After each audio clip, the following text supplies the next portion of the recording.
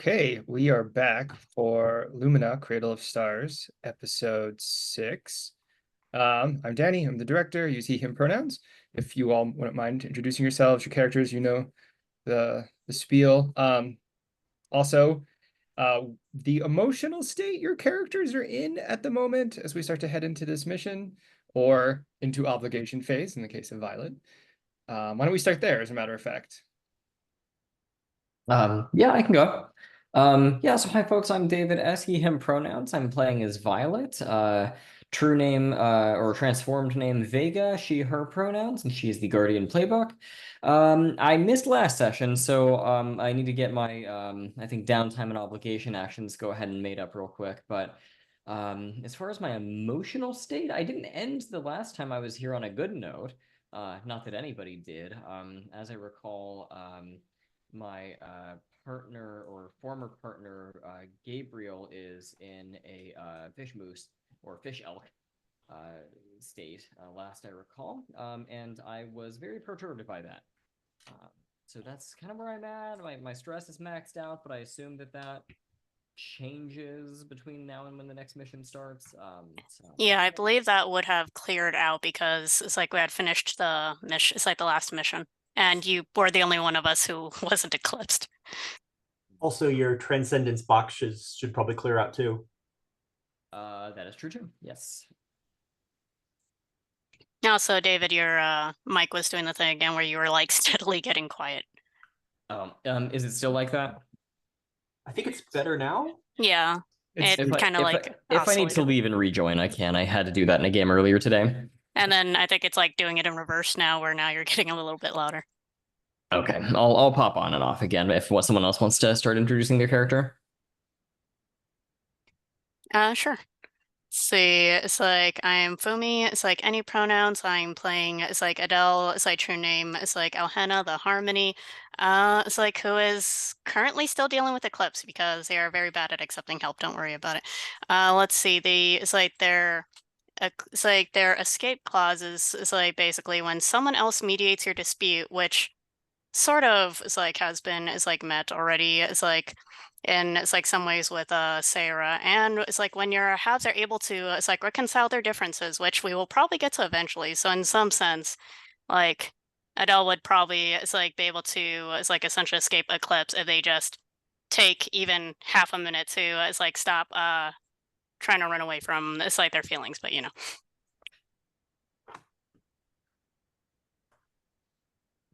I guess I can go next.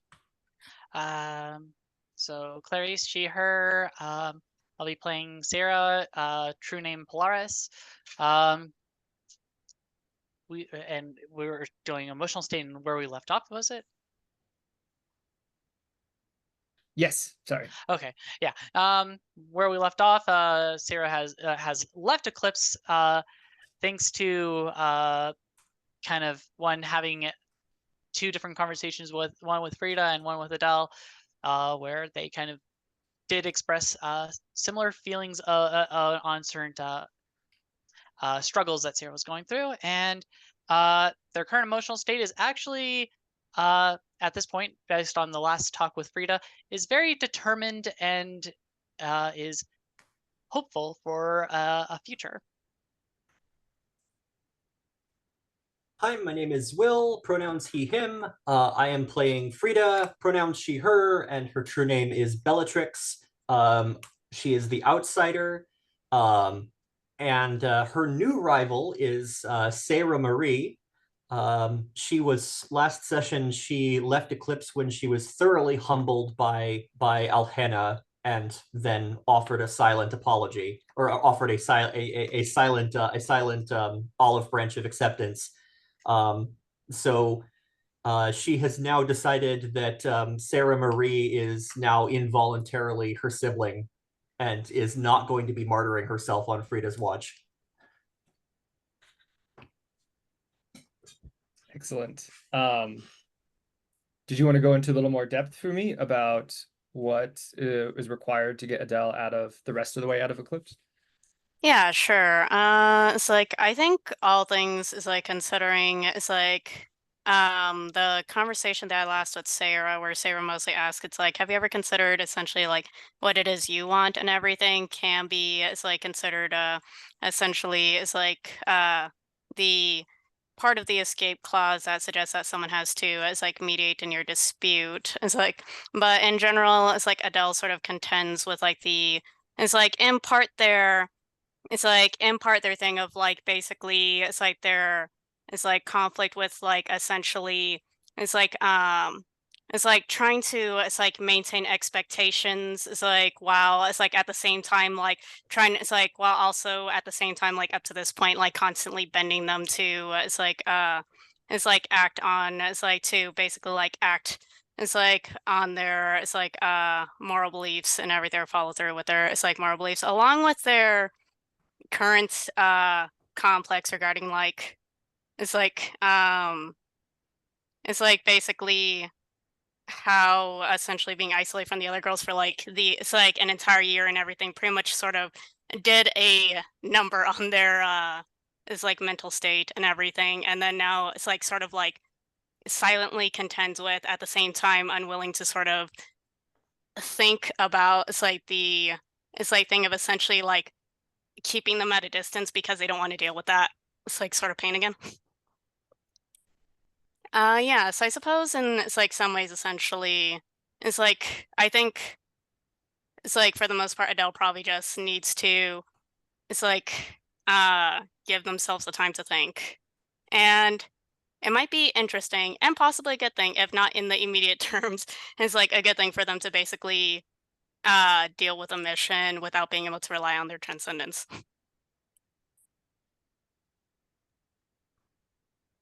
Good thing, interesting thing. Potato, potato. David, did you get a chance to read the notes about what happened last session, or should we do a recap? I am looking at them now. It looks like Sarah went through some things.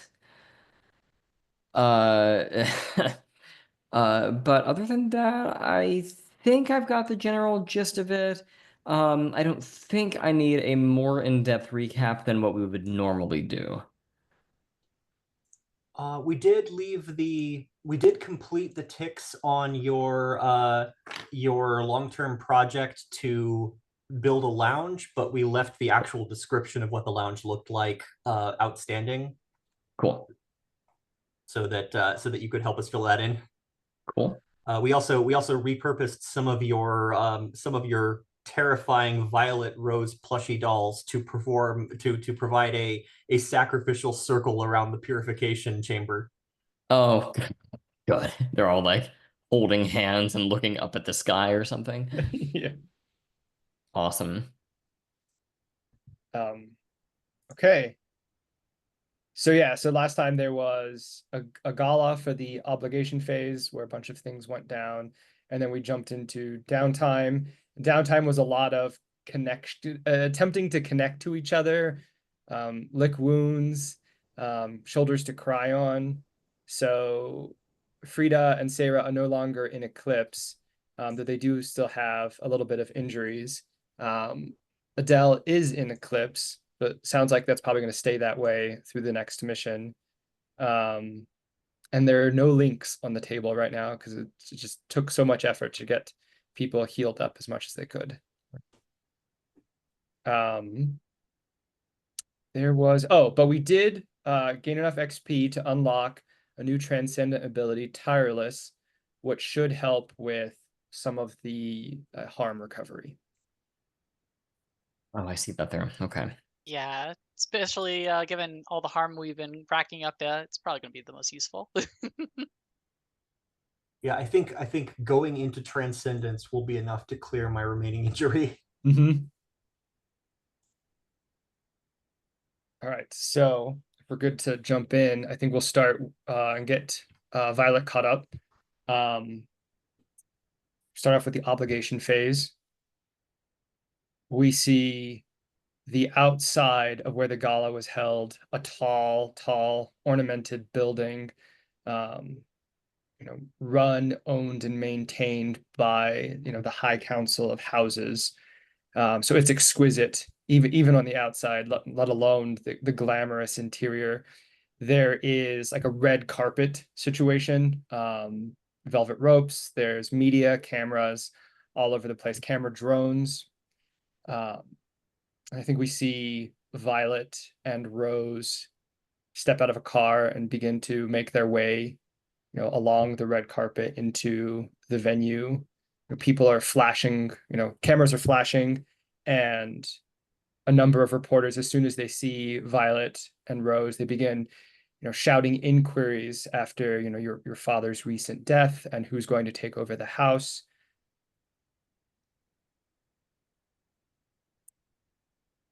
Rose seems shaken and not here, not present.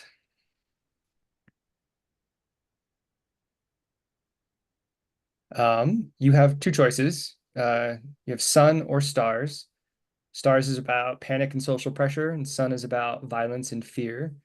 Is there one of those in particular you would like to roll? I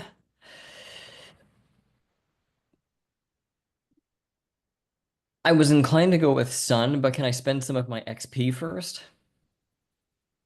So whatever we end up rolling, will just have to be the lowest of sun, moon, and stars. But yeah, by all means, feel free to spend your XP. It'll end up having to be the lowest anyway. Mm-hmm. I'll just go ahead and roll as is then. For the sake of time, I can spend XP in just a moment. Sure. So I'll roll with sun, and that's 1 die, right? Mm-hmm. Okay, do that. 4. Okay, so only 2 stress. Okay, not bad. I will essentially grab Rose by the arm and sort of lead the way as I pull both of us forward past the speculative reporters. Mm-hmm. Coming up to the threshold, you see before you just a bunch of people dressed to the nines. The place is packed. It's booming with, I don't know, booming is probably not the right word, but it's very loud from the talking, the music being played. It's very over the top, glittering lights in the eyes, very overstimulating. And Rose tugs back and tries to free her hand from your grip and says, Violet, I can't do this right now.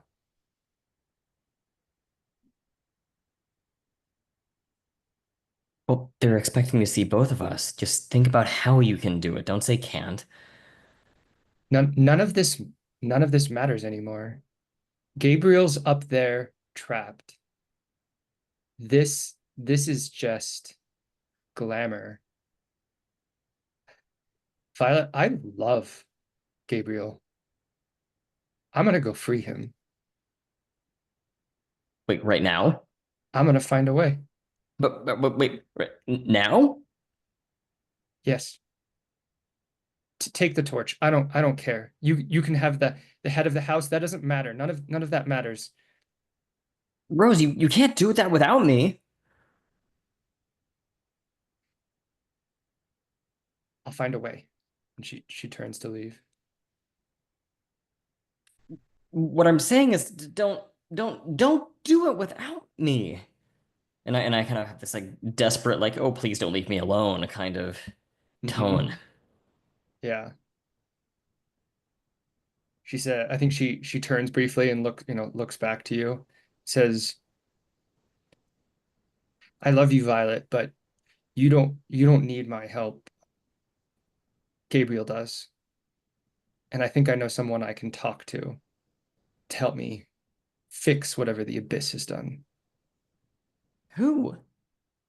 She says, the Baroness. And then she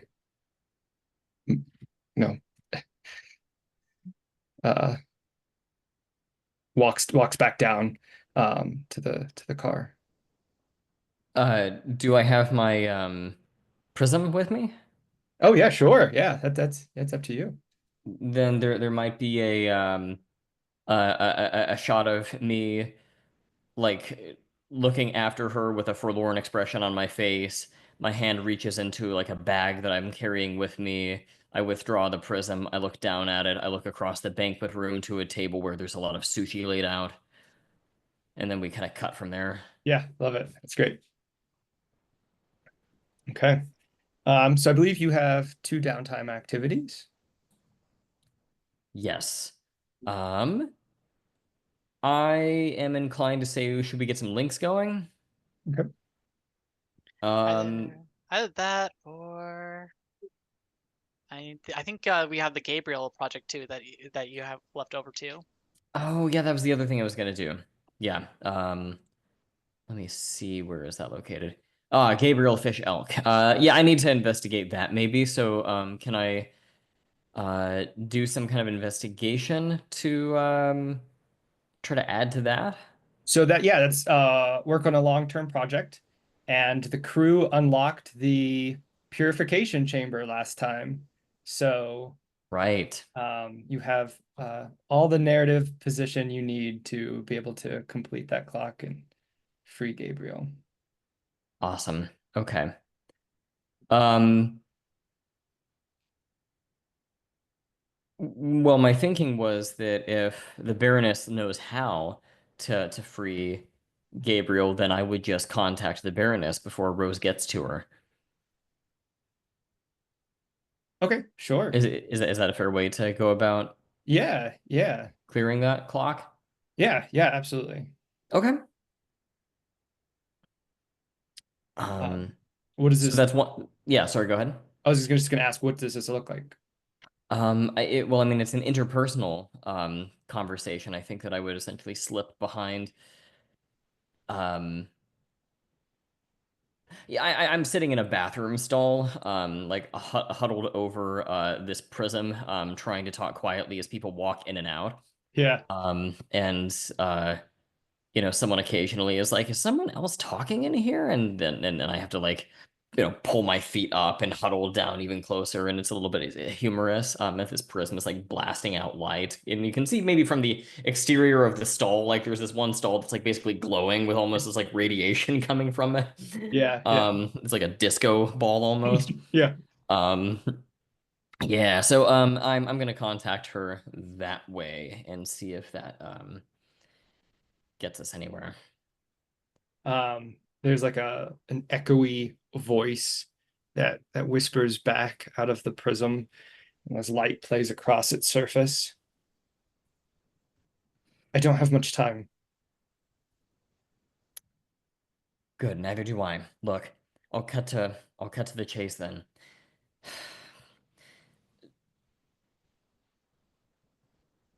You must know what they did to Gabriel, right? You were hunting him. Yes. How do we fix it?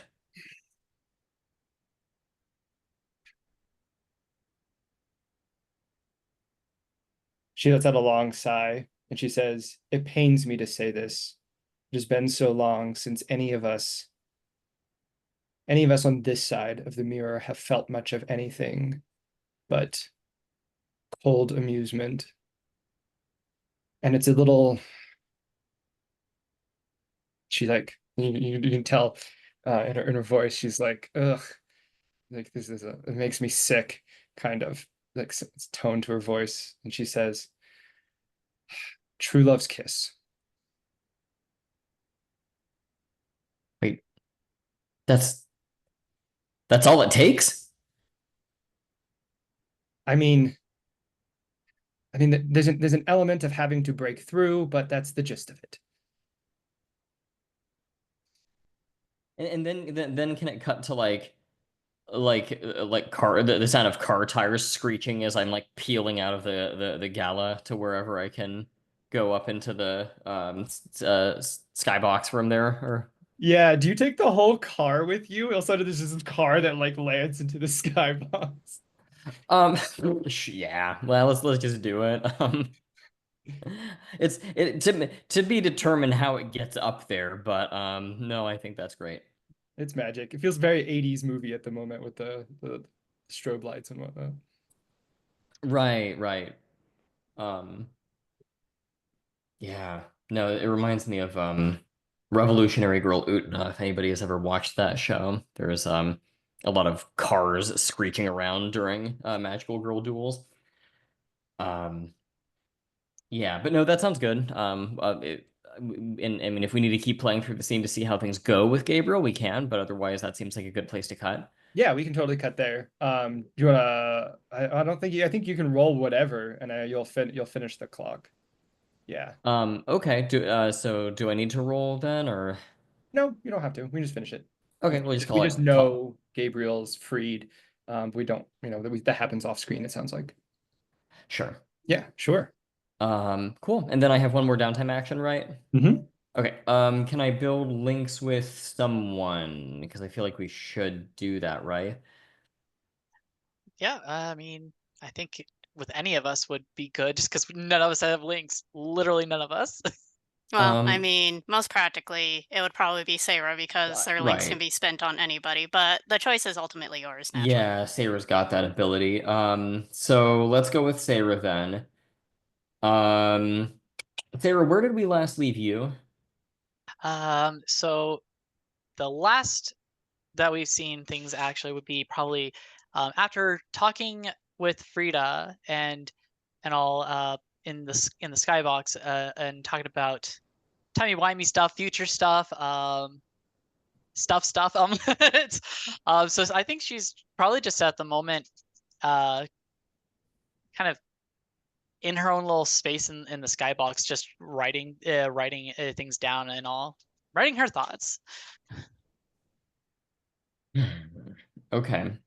Do you maybe want to have a short connection as you hear the squeal of tires outside? Okay, yeah. So times outside, I don't know why. Who's parking their car outside the skybox? Um, Why does the skybox suddenly have a garage? Right, right. I love it. So I guess the bigger question is like, does Violet just kind of barge on in, or is or like just kind of announces their presence, or is it that thing of like, we're thinking that Sarah kind of hearing that sound is like naturally like, okay, somebody's home, kind of thing, and like gotta go check it out. What are you thinking? Maybe you come check it out because the sound of tires might be unfamiliar to you, or at least it's never that urgent of an arrival, maybe. Like, oh, something's up, kind of a gotta go Yeah, investigate sort of thing. I would say that makes sense, especially because it's that thing of like, we always just walk into the skybox. So I think it's just that thing of like kind of coming out to the sound and just guess am I seeing the car in the skybox? Sure. Just curious. Yeah, I mean, I imagine it's a very nice luxury car. You know, it was taken to the gala. And I don't know what the exterior of the skybox looks like, but maybe there's just kind of like almost like a helipad that I have somehow weaseled the car on top of. Um, and you see me kind of doing the dramatic slow motion, like door opens, one leg exposed, other, I come out the other way of it, hair blowing kind of thing, looking very badass, sort of a deal. I think Sarah's just gonna call out and all. It's just the thing like I didn't know you had your license. Also, how? Like just gesturing to how you got over here in general. Like she's confused. Sarah, there's no time to explain. This sounds very urgent.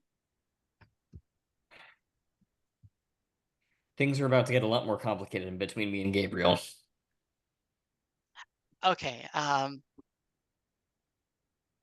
I've never been in a relationship. I don't know if I can help you with those kind of talks.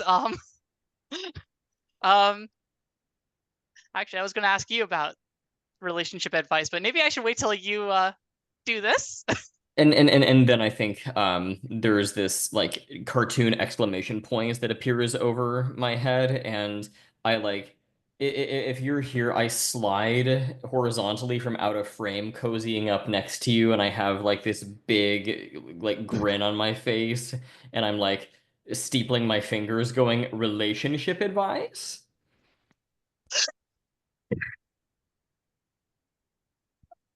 I think Sarah just has like a very like noticeable like sweat drop at like just kind of coming up like this, and just like yeah, I was since you like the other two, I don't know if they've actually been in a relationship, so I was just kind of curious, like how do you know if you like somebody? How did you develop, I guess, feelings for Gabriel? What is it like?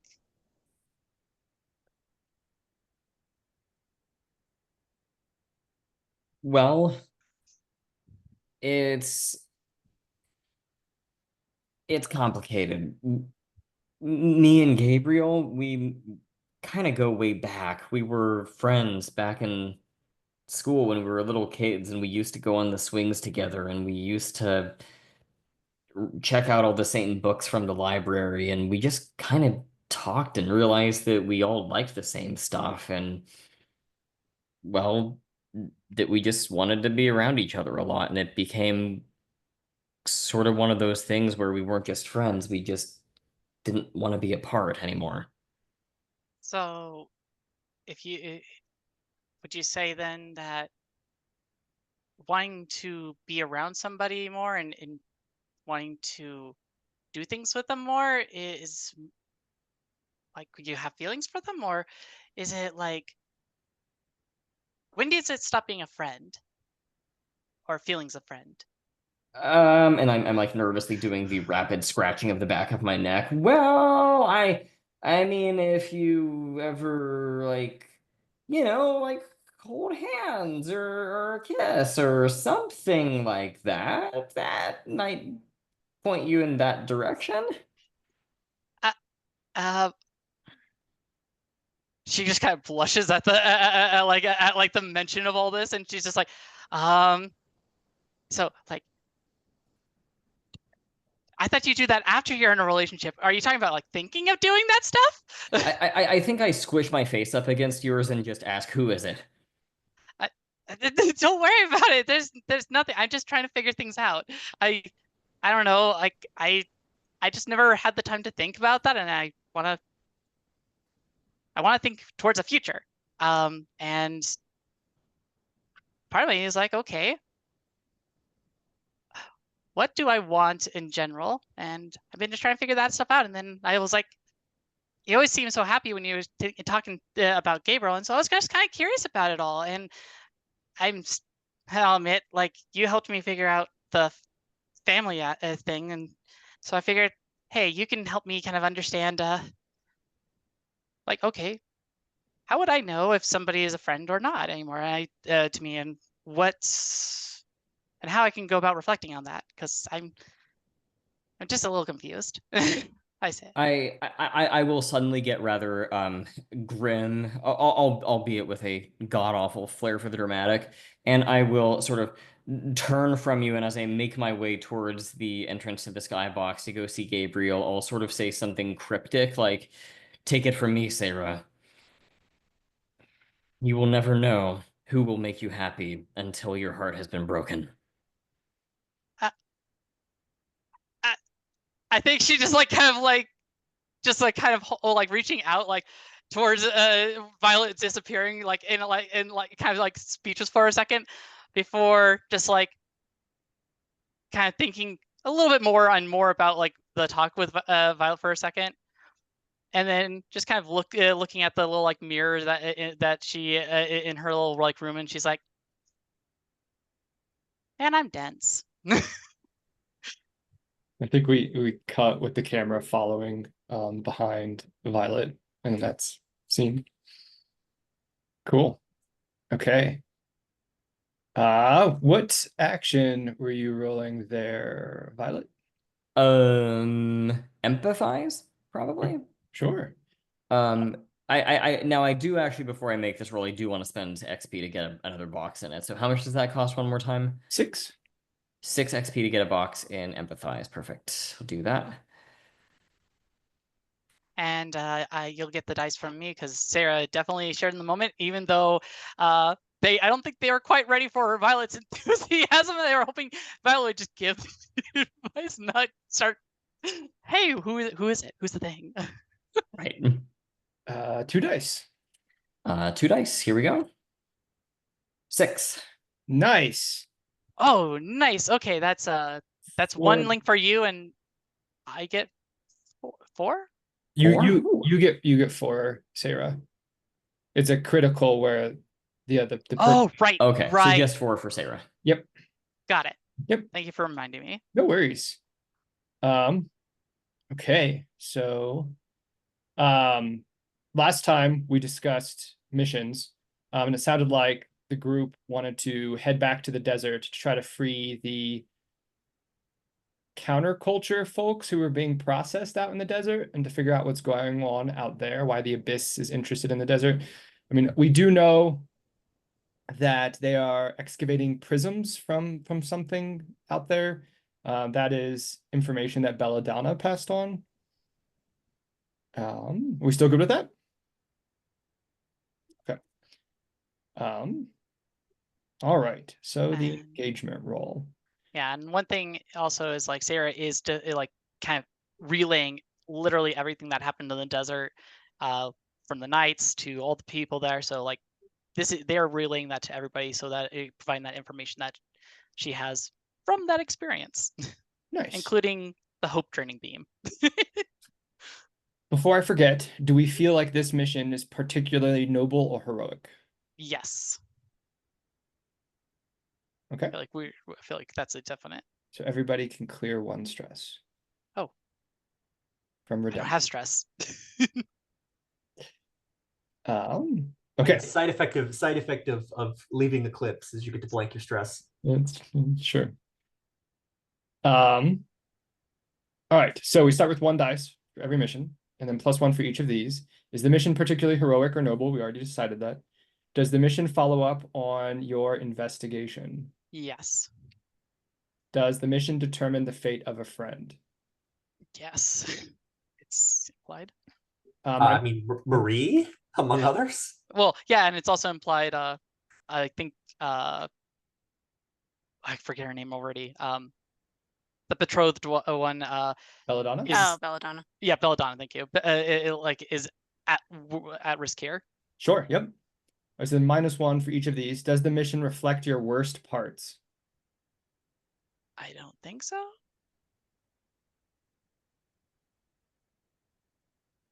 I don't know if this. I don't know if I don't know where the fact that Adele is still in Eclipse and we spent our time recovering from last mission factors in, but it might Yeah. not be here. Open to interpretation. I say just -1 die. I feel like this is probably the closest we have to that. Are you acting rashly or on little information? Nope, we're good there. Are mundane troubles getting in the way? I don't think so. And then I believe we also get a +1 from Purification Chamber. Yep, All right. yep. Yep, you're right. I think I'd like to take 1 for mundane troubles, because considering the military's interaction with the High Council of Houses and the need for Adele to kind of be present to keep that going and not have the houses kind of start to turn on each other. So I think that counts as getting in the way. I feel like is going on. So that sounds like we are at 3. Who's feeling lucky? I'll roll again. What's the worst that could happen? Yeehaw. Within the bounds of a roll of Woo! dice, or hey, not bad. Oh, nice. Yeah. I will take it. I mean, we got a mixed result last time too. It's not desperate.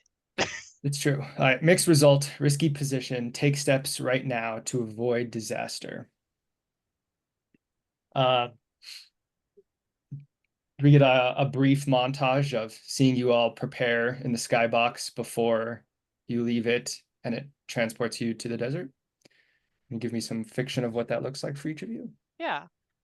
I think once everybody's there, having like kind of relayed everything about like the desert and the nights and all that stuff, I think Adele, not Adele. Sarah, my God, my brain with names. Sarah, to like Adele, Frida, and Violet is just like the thing of like this time.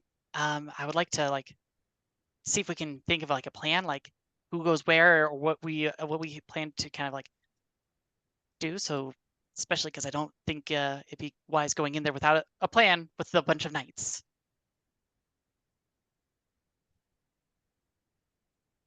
Who also drain your hope, might I add.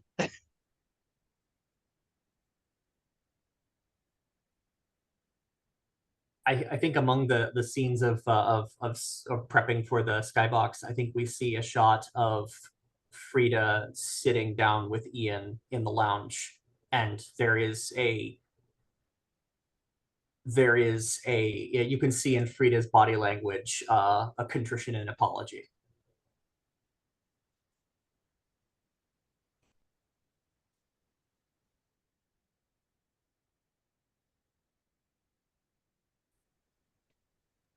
Anybody else have anything, or do you want to jump in?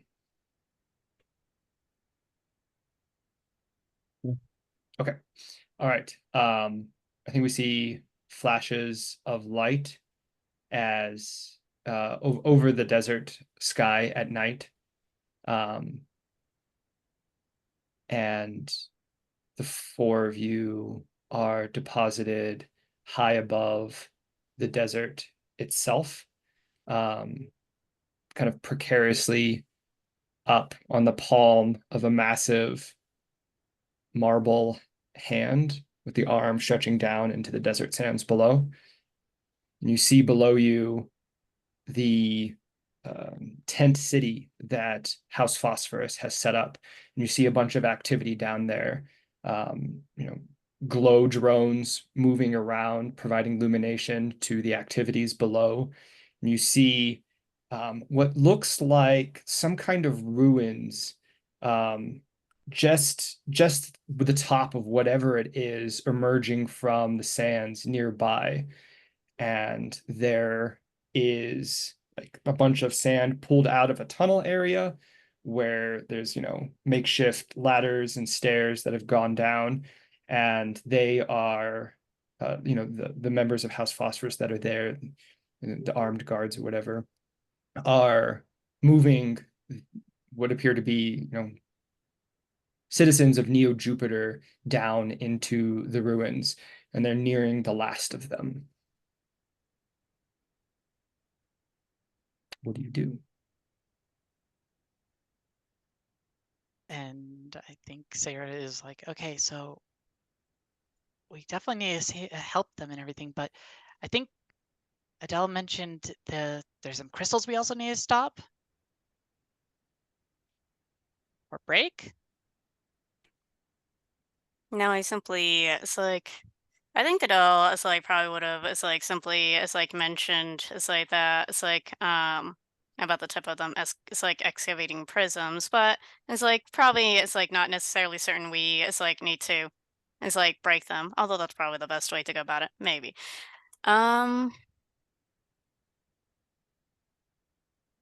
Let's see. You can hear mumbling and shouts among the members of House Phosphorus below. A few of them, like one of them comes up with like a baton and strikes one of the counterculture members who was like trying to resist being forced down into the belly of the ruins.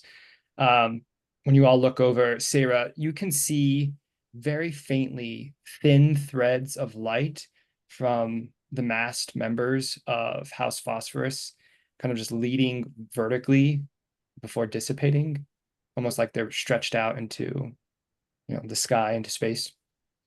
Okay. Actually, I want to try and gather some information, I think, just to see if this gives any ideas of what to do. As much as I hate to say it, I feel like analyze is probably the best I can do in this situation.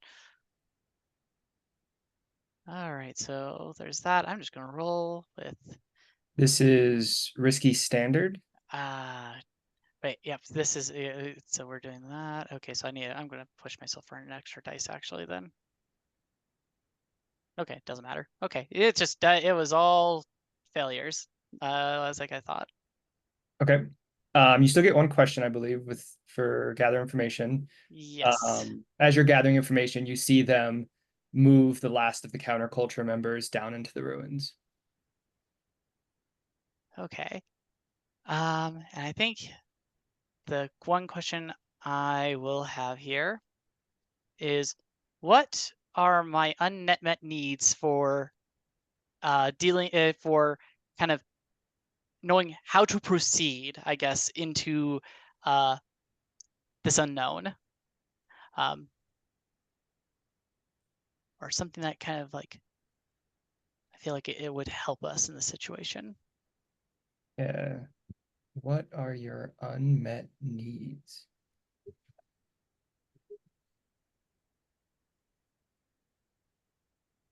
Sorry, I'm just looking at your other gather information questions. I'm having a hard time with that one specifically. Yeah. Well, I guess the other thing in I this could particular do. context. Yeah, no, that's fine. Well, and everybody kind of went downward, so it's not like I can ask who is strong or vulnerable, because one, the vulnerable one's very obvious. Sure, yeah. Strong, I can't see anybody, so it's not like that's going to be helpful. I guess what is the most dangerous here? Okay, yeah. I think I can do both of them. That's fine. I just having a hard time with the one pointed at yourself, but I think it makes sense if we point it at the counterculture members, which is pretty straightforward. Their unmet needs are that they're not free, right? Is that they're being forced down. But what is most dangerous here is, I think, the obvious thing in sight for sure are those members of House Phosphorus that have, mirrored helms, and underneath their desert robes, you can see also that they have mirrored armor. These are the knights that you fought before, you confronted before. So I think Sarah's just going to at least point them out, make sure that everybody's aware of those ones in particular. But Sarah is actually holding back and moving, waiting to see what the group's going to do. That she is making it very apparent here that she's actually trying to stick with the group for this. Since you're examining too, you see those thin threads from the members of House Phosphorus, the masks, that thin threads of light, and you see a very strong thread of light that kind of goes directly from the sky down into the ruins as well. Which, who knows what that's doing? Ominous. I sense a ritual. But yeah, as you finish examining the scene, they've managed to get the rest of the counterculture that were up here in the tent city down into the ruins, and they begin to, it looks like, start to close things up. So what is everybody doing here?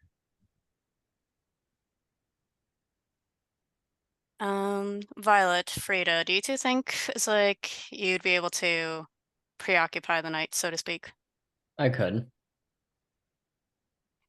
And it's like, in that case, it's like Sarah, shall we find a way, found our ways down together? Sure, that sounds good. And I guess the bigger thing is finding our way down. Are we intending to go down the same way they did, or are we going to try and find some other route? Does it seem like is it particularly apparent that there can be another way down? I think looking around just real quick, you see other scattered bits of ruins. It's possible that you might be able to find an alternative way down other than, the one that they're all kind of around. It'll probably take you some time.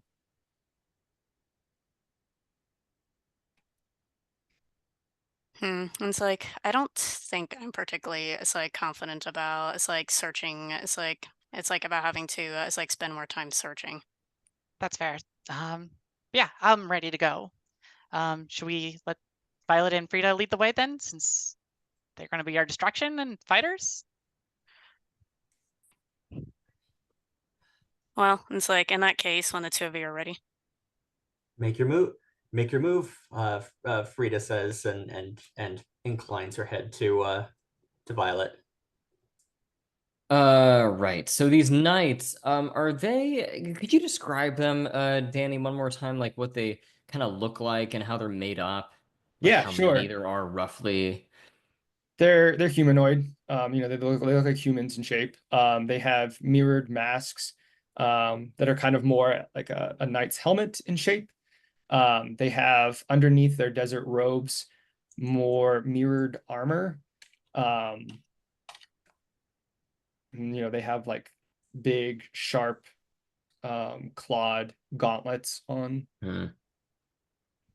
Got it. They're kind of scattered around, while the other more clerk type members of House Phosphorus are gonna go about the busy work. Gotcha.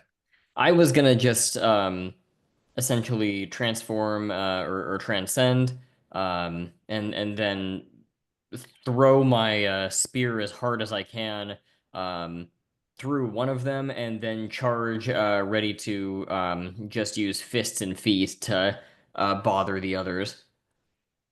Yeah. So just a really cool, badass full frontal assault kind of a thing. Okay. I start at 6 o'clock for taking out the trash in parentheses nuts. Nice. Okay, yeah. What are you gonna roll here? It's Defy, right? Sure, yeah, Just absolutely. head on, punch him kind of a thing. Okay. You have the element of surprised, so this is control and great effect, I think. Cool. 2 dice, because I've got or is it 1 die? Because I have 1 box in Defy. You have 1 box in Defy, so it's 1 die unless you want to push yourself or somebody can help you. Or you can accept a poison promise. Ooh. Oh, yeah. did Sarah, did you have something in mind? Oh, I was just gonna say if I could do assist if and all, since I have availability on my stress bar at the moment.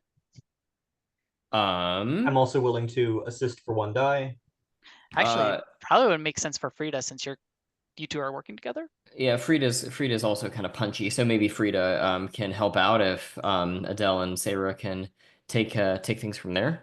Sure. I'm not transcended, but I can be a target, and I can at least engage in feinting and fisticuffs and try and distract people as you go wading through Dorfos. Sure. Cool. We'll do that then. All right. So 2 dice then. Yep. All right. Oh no, that's a 2. Okay. It begins. It does. All right. Well, luckily it's Called it. controlled. So in controlled, you falter. You can press on by seizing a risky opportunity, or you can withdraw and try a different approach. Let's press and make it risky. Okay.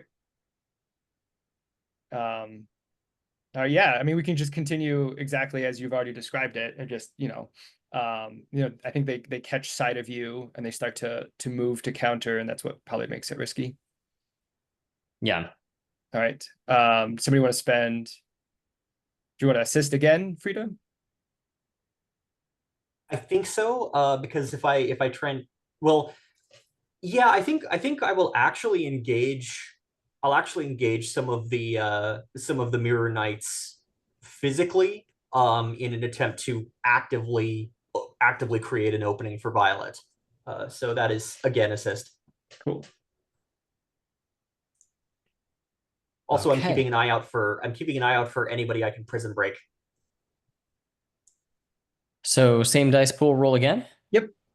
Okay, and this is going to be my second Transcendence box checked already, so I'm pretty close to just blowing through those really quick. But here we go. Oh my gosh, well, a 3 this time. Oof. Okay. On a 3, things go badly. All right, I think what this looks like is they see you coming and spear out everything. There's a few shouts that ring out like in a strange, weird like bells ringing, and the clerks of House Phosphorus scatter away from Vega and Frida. Did you transcend? No. Okay, so from Frida. And the knights rush in, and immediately you start to feel this void, this vacuum, as you in this cold descend into this area as they begin to surround the two of you. So I'm putting the two of you in a desperate position.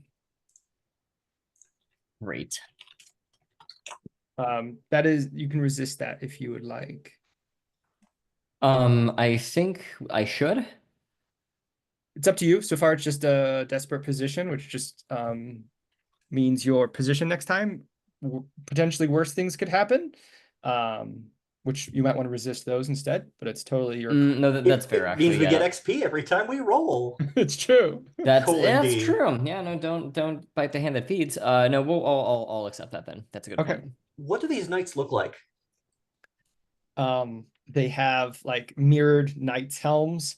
They have desert robes, and under the robes you can see mirrored armor. And jutting out from the sleeves are big armored gauntlets. They're like made out with claw tips. Okay. How much of the abyss do I feel in the desert per se, as opposed to just the knights? Oh, Like how much has soaked into the land here? yeah. I think without a gather information roll, the immediate things you can feel is this sense of turmoil, that this is a place where forces are clashing between the abyss and starlight. Okay.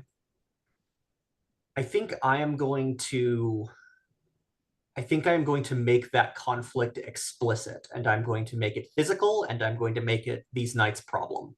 So I stare back defiantly at the knights, and I fling my hands out, and I just pull a whirling mass of sand and shards of prism into a turmoil, into a tornado of desert, occluding desert sand around me. Nice. I am transcending, and I am attempting to kick these guys kick their collective asses. Yeah. As a note, that locks me into fighting them. That locks me into soloing them, Violet. It does, doesn't it? Yeah. Well, so be it. But I could say, go rescue people. I've got this. Sure. And it comes out very garbled and occluded because there's sand going everywhere. Sure. Okay, so this is going to be a transcend action. It's defy. I'll assist. You are allowed to, yeah, you're allowed to assist. You are the only person who is allowed to assist. Yes. What does it look like? I think the way that this kind of looks like is really just kind of Sarah kind of calling it out to you as they're kind of like probably already making their way with this distraction, just being like, it's like, and just the thing of like, remember remember our talk. You better not get hurt. I want a future without you is no good. Like, just basically, hey, stay safe but fight on, kind of thing. Right back at you. And what's my poison promise? Ooh.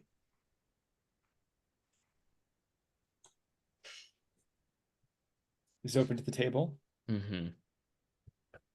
I feel like there's something that House Almatak is, or like, I feel like there's something that could be done to that, and all, especially with Albrecht and Ian, and they're already kind of. I imagine we have a lot of people who ended up processed here or in the process of being processed. Yeah. One thought is, because you're drawing on the energy from the sands, like the ambient energy around you, you also begin to draw out the energy of what's going on inside these ruins. Oh, interesting. So since I'm making the conflict overt, I'm also making other aspects of this situation heightened. Yeah. Okay. Yeah, I'm entertained by that. Okay.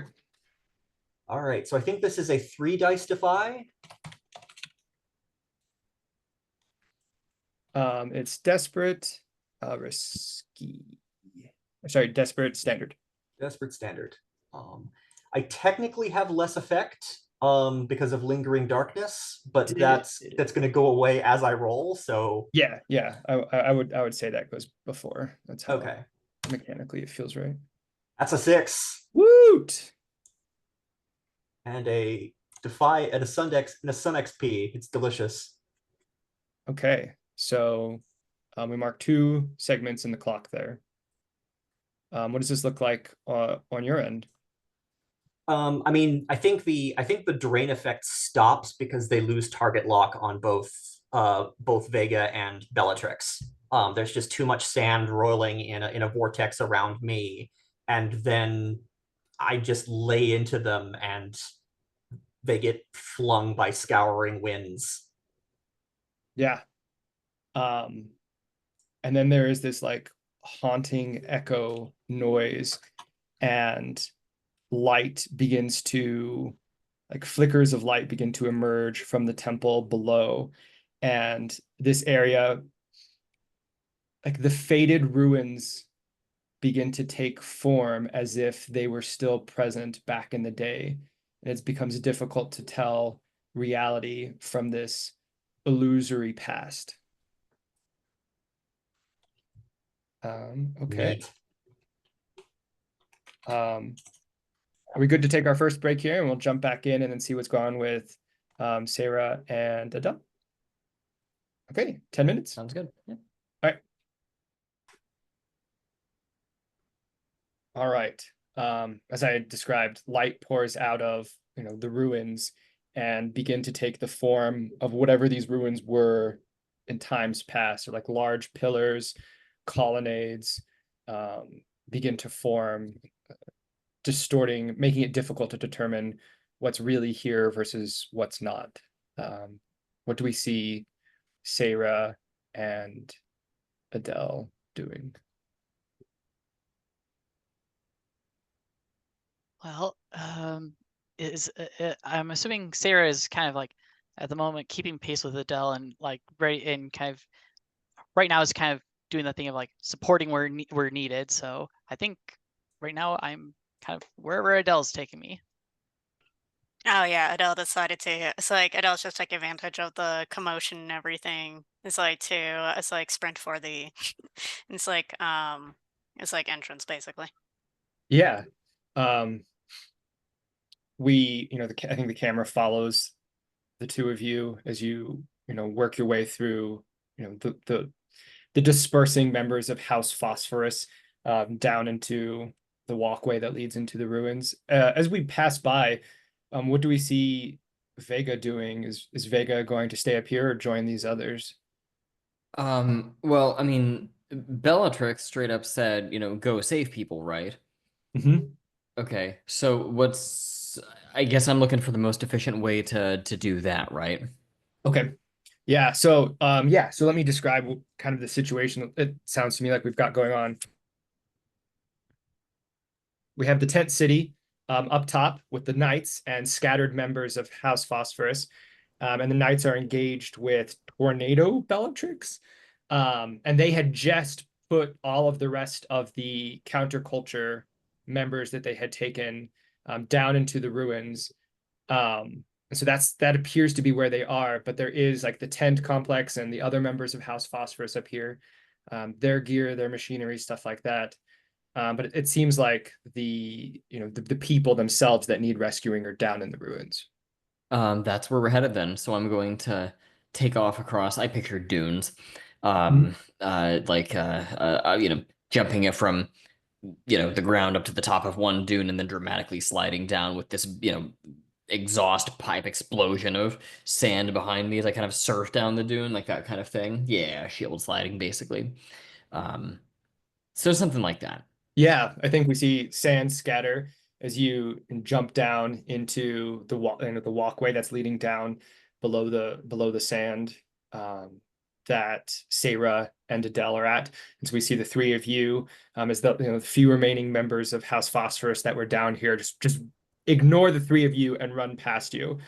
And before you, there is some makeshift scaffolding to hold up the sand and keep it at bay. And then we start to see like old stonework, old marble that leads down and down and down below the surface of the dune. You can see in the distance, kind of like the end of a dark hallway, seems like a glow from further within the ruins. You see a couple flickering shapes and shouts, people sounding afraid. Got it. And there's no there's no sight of anyone. I think that's the you can see like their silhouettes as they move in front of whatever's glowing down below. Right, save further shadows kind of cast through. Mhm.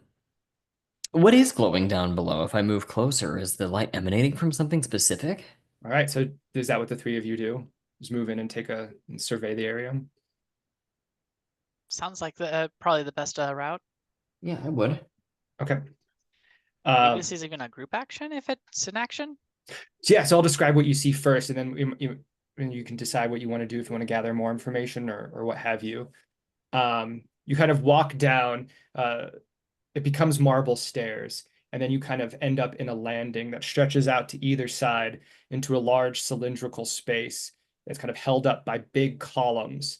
And there's stairs that lead down and down and down, and there are members, the processed members of the counterculture are here chained up to the sides, and you see in the center, which is kind of a big open space that leads down to the depths of this ruins, this beam of light that comes down, and you see a figure almost near the bottom that is sort of dangling in the light with their head up, almost like a circus act, and they're kind of just slowly rotating.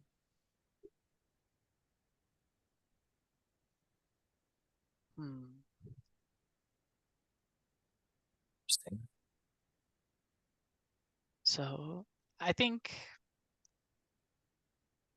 yeah. Actually, what is Adele and Violet's thoughts on what's going on here? Actually, Adele, what are you thinking? Let's see. So run that by me again as like what the room looks like. So we have it's like beam of light with somebody is like essentially fixated in it's like within it. Mm-hmm. And then it's like what else is around it again? Yep.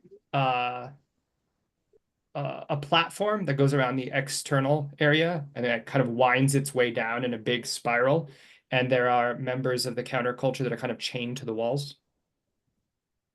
You see alcoves as well, some with like broken pottery, other statues that are falling into, crumbling into pieces, and then some alcoves that seem like they had something there but are empty.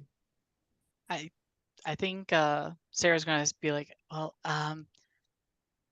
we since Violet's here with with us and everything, or I mean Vega's here with us. Maybe you and me can kind of try and get these people out of their chains possibly, while Vega deals with any surprises we get. I think it's like Adele sort of like already starts sort of it's like walking ahead essentially, sort of like taking in the place and everything, sort of like nods it's like towards it's like Sarah's it's like suggestion and everything. Is Sarah is like um let's see. I guess it's like this might be a gather info it's like role to take stock of everything, but Yeah, sounds about right to me. let's see. Uh let me look. Yeah, I suppose this will be a gather info role unless anyone else is like wants to is like do anything. Yeah, I think I'll follow your suit there. All right then. So I guess I'm basically analyzing. I think this is controlled limited because of the illusory effects of, distant histories that seem to suddenly come alive as you enter more of what's happening outside, but in here. All right then, sounds good. And yeah, I'll roll with a 1 die analyze.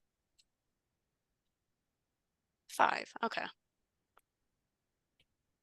So let's see. 1 question, 1 follow-up. Let's see. I suppose it's like okay, 1 question, 1 follow-up. Let's see. Who here can best help me? I mean, aside from it's like the other, it's like magical girls. To what ends? Um, essentially helping. It's like essentially, I think the idea is basically who do we focus on breaking out first so they can best help us break everybody else out. Oh, sure. There are members of the counterculture that seem to have been spared some of whatever it was that House Phosphorus was doing to them. They're not nearly as shaken. They still have some vigor left to them. I think, taking a glance and looking through the people here, you can figure out and point out which ones those are. Okay, I think Adele basically is like point towards it's like those particular individuals. It's like towards Sarah and it's like basically it's like tell her it's like see if we can it's like break them out it's like first and it's like get them to it's like help us it's like lend us her it's like basically lend us more hands to helping everybody else out. Got it. Big question. Do we have keys or something that we can get get these off? I can't bend metal. Let's see. It's like I guess it's like my follow-up question could be is like would be essentially what would be the easiest way for us to is like break them out. Smash. Question. Smash. I Yeah, can that probably sounds try about for right. that. All right. Let me just double check here for risky. I think. Sorry, 1 second. All right, so I'm gonna mark. I created a threat clock called Rising Tide, so I'll mark that once. You can resist it if you would like.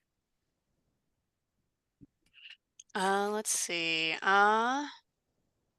You know what? Sure. It's like I can it's like go for resisting that. I technically have a full stress bar. Scared. You have a spicy stress bar. Yeah, I mean it's technically a full spice. It's like a full stress bar. It's like Stars? so what attribute is this? Did you roll analyze? Yeah, initially, yeah. Yeah, so go ahead and roll stars. Okay.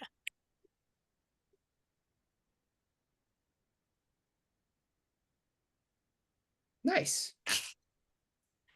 Living on a prayer.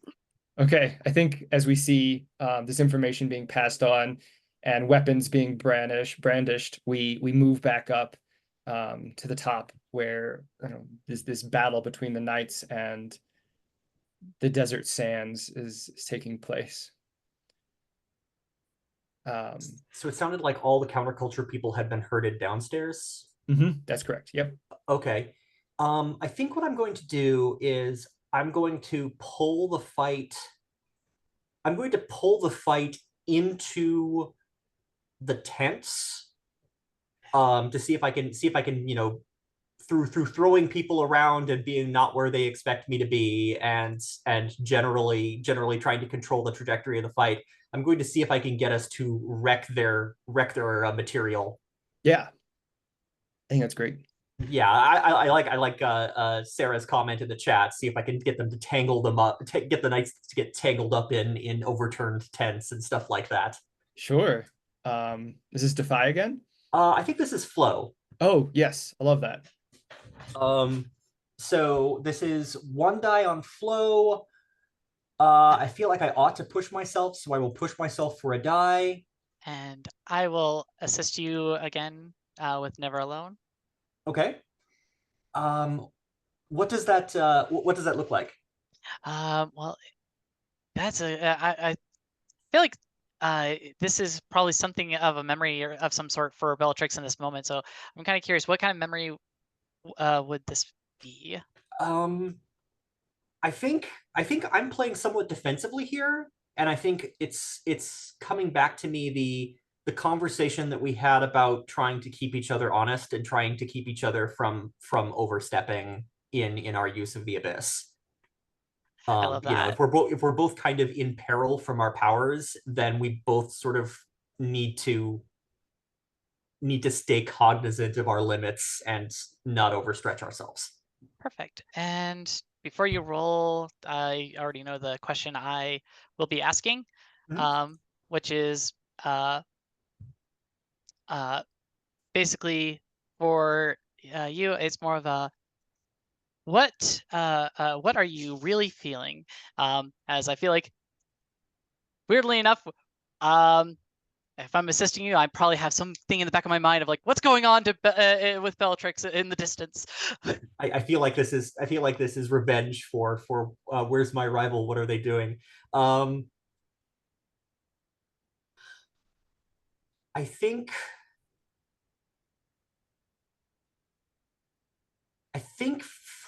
Bellatrix is still processing what you told her about the fact that you've been reliving this past year. And she thinks about how much trouble has been dumped on their houses and the magical girls. And the idea that we might be facing a challenge so daunting that you have been constantly resetting when one of us gets it wrong is, it's almost paralyzing in the sense of how dangerous it sounds like the threat might be, or how many ways there might be to screw it up. But I think Bellatrix's way of processing that is basically to just stay hyper vigilant and be like, you know, I can't predict what's going to happen, but I can pay attention to what's happening now and try not to try to keep myself safe and try to watch out for pitfalls. All right, so this is a 3d6 flow. I think this is, I mean, with all of the debris and stuff flowing around at them, and you are a tornado, so it's whirling around you. I think we're at risky standard. Okay. That is a 5. Nice. So mixed success. Okay, so I'll mark 2 more on that progress clock. Do you want to describe what this looks like on your end? Yeah, I think we pull the combat into some of the tents that they've been using as like barracks tents. If there's like tents with like digging equipment and other stuff like that, any kind of electronics or mechanics or generators or drills or anything like that, the sand gets in the gears. I'm just basically trying to cause the combat to do as much collateral damage to their enterprise as possible. I think we see that. And as you tear away tents, you come closer to this one, like the tent gets torn off, and we see this small, like half circle of mirrors standing up. And in the center is floating like a dark prism. And like suddenly you feel the pool of the abyss. And we'll interesting. cut back to the ruins there. And that was the consequence? Yep. Okay. And I think sensing this kind of new emanating threat that has kind of shown up for Bellatrix, like I feel like it's probably something that can be kind of felt, I feel. Would you say that's correct? Sure, yeah, that's fine. Because I was thinking at that, Sarah is kind of realizing that kind of thing kind of suddenly transcends in the sense of like feeling now a sense of urgency, and in reaction to whatever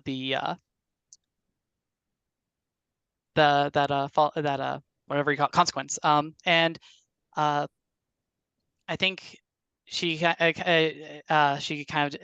of just as she kind of takes a hold of their staff and everything, where it kind of shatters again. A bit of it kind of starts to steadily reform at the bottom of this Polaris star, but not fully reformed. That's the only difference in their transcendence. And she's going to be like, well, if better get them out sooner than later. I don't really feel like leaving Bellatrix up there alone for too long.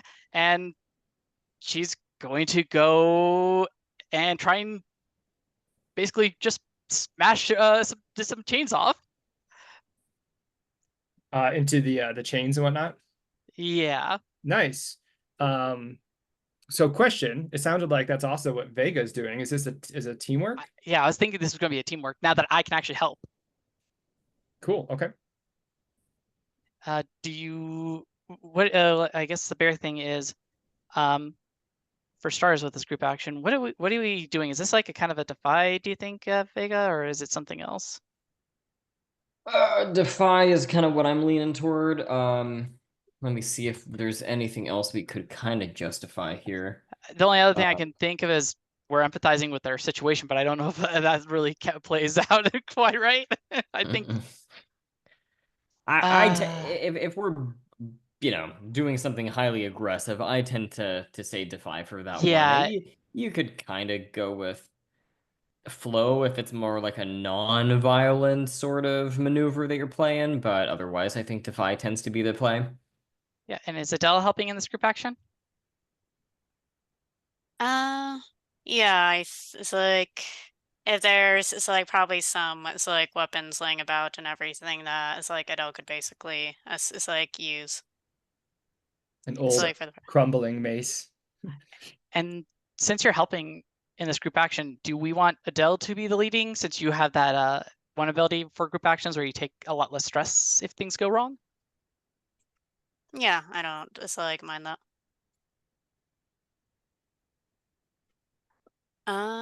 It's like yeah, it's like that case, let's see. When you're involved in group action, you may count multiple sixes from different rolls as a critical success when leading. You take at most one stress accordingly. Yeah.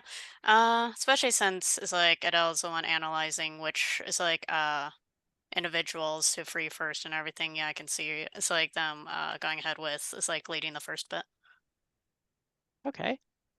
I'm just gonna probably just roll with the one die. I don't think I'm feeling lucky on the poison promises at the moment. This is risky standard. Succeeding will free them between the three of you, and knowing who to free first and cascade down. I think the risk here is that those that are in a weakened, unstable state are on the edge of panic, not certain of who you are, why you're here, what all is going on. They seem lost and terrified. Yeah. I'll go ahead and roll first since I have to roll with disadvantage. Yeah.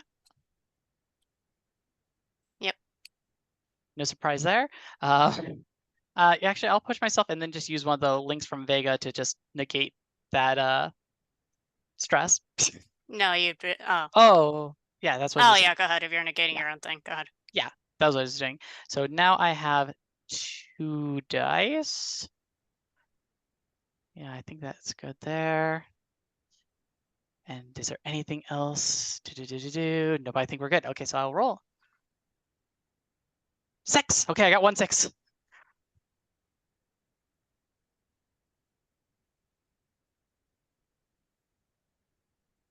And then I think we just need a roll from Vega. Yes. Let me see what the dice pool for that looks like. Could you just let me know? Defy. It's like so Defy- one die for defy. Okay, And so then just if you want to push yourself or it's like get a poison promise, I suppose. Or okay, I'll just roll a 1, I think. Mm-hmm. And does this also check one of my transcendence boxes? Oof, I think so. Because it is an action roll. Oh dear. Okay. Well, in that case, I'm gonna go ahead and take 2 stress and get an extra die just as long as I'm going to the trouble of it. So 2 dice. Here we go. Crit, well, crit, 6. crit. Woot. Okay. You do it with increased effect. So the three of you, feel free, or we can cut here and come back to it. Maybe we should do that. Think about what it means for the increased effect and how awesome you look. Back up top, the knights are trying to maintain their footing and get a good purchase to begin to face you.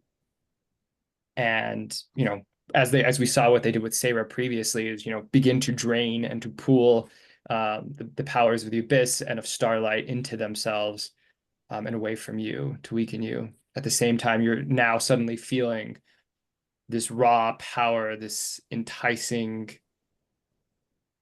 seductive power of the abyss coming from this prism. This is a distraction, but we are here to find out what's going on. And so I think what I need to do is try and maintain my footing in this combat and not get myself flanked by the knights, but get a better look at this prism that the fight has traveled towards.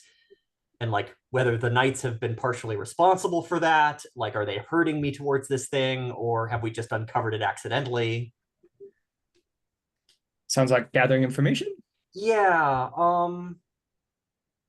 So a combat gather information is probably, I mean, it's either analyze or perceive.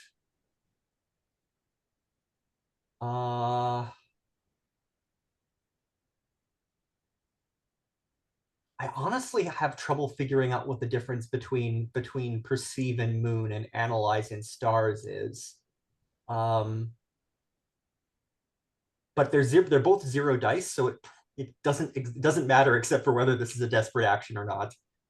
I think, being in the middle of combat and these knights being powerful foes, drawing your attention away from the combat itself, even for just a brief moment, puts you in a desperate, for sure. Okay, I'm gonna take 2 stress to push myself because I'm not rolling a 0 die analyze here. So that brings me to 1 die. And I'm just gonna keep on assisting you. I'm not gonna although it's tempting to refuse your help, this is not the role to do it in. Like this could be something that flips everything upside down. Like this could be a fly in the ointment that is going to surprise us to our disadvantage. So I'm kind of trying to be hyper vigilant about it for your sake. Perfect.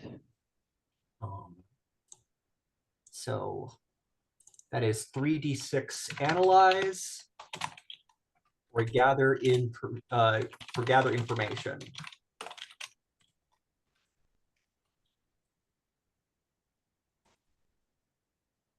Crit. There you go. This is where all the 6s went from the last couple of sessions, apparently. Oh my lord. Okay. So I don't remember what a crit on gather info means.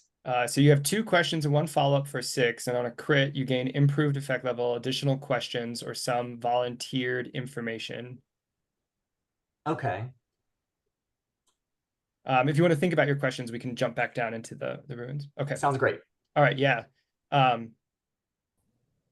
So, you've managed to free the counterculture members, and the stronger ones are sort of taking the lead and helping the others, climb the stairs up, and having to work your way down to free them. You can see now that you're closer to the bottom, it looks at the bottom of this big space, it just looks like either white sand or water. It's not quite clear. It's glittering in the light that's coming down. And as we described previously, there's a strong thread of light that everybody can see in here in the thread that leads down to a figure floating some 15 feet off the ground. And it's the light is touching their face like a circus act, like, if they were hanging from their mouth. And they're just kind of spinning in circle. And we can clearly see that this individual is Marie. And I think Sarah is like at first is like getting ready to just kind of rush on in before stopping and looking back at Adele and Vega. Vega, it's like, do you think it's safe for me to just go over there and knock her free?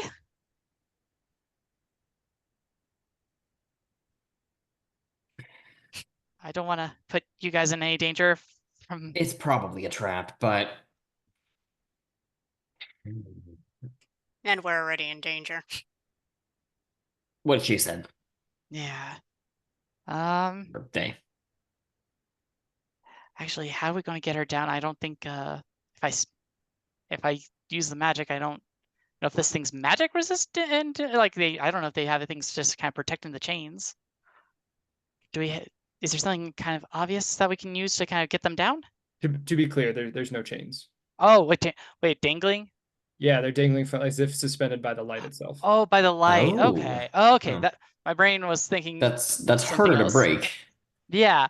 Does this light does it kind of emanate like anything like emotions, hope, or anything like that? Or is it like is there something that makes it apparent what this light is by So yeah, so I mean upon just a quick glance, it reminds you of the light that you have encountered in the liminal space traveling between the skybox and Neo Jupiter.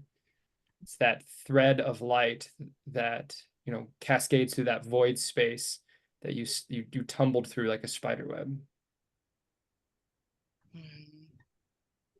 I don't really trust that light. I feel like if anything we go near it, we're going to somehow find ourselves trapped in it as well. Adele, do you have any ideas? Any thoughts on like what would be the best way to tackle this? I think Adele's already like it's like simply started making their way down towards it's like Marie and everything. It's like to I guess it's like to investigate closer to this phenomenon and everything. Stepping out onto this white glittering sand, you begin to sink into it.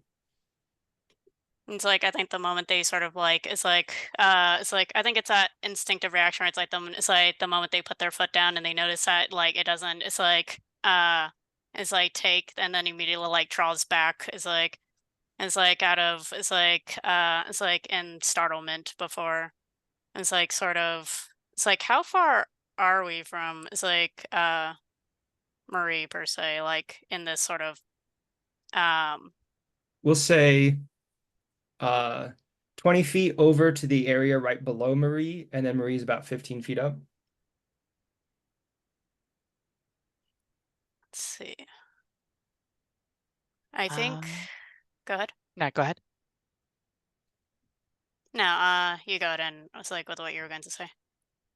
No, I was thinking like Sarah's thinking of like trying to find like anything here that maybe like one of us can jump off of and maybe get momentum to kind of get Marie down. I think that's what she's kind of vocalizing. Like maybe if like me or Vega just kind of lunge through, it would be the best way to do it. I could try that. Is there a way from it's like here?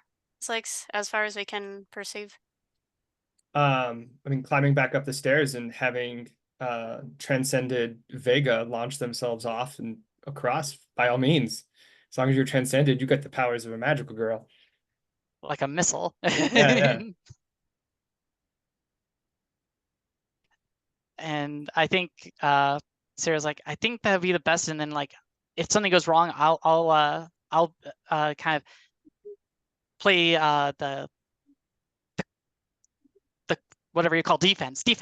And we'll see how that goes. That's fine with me.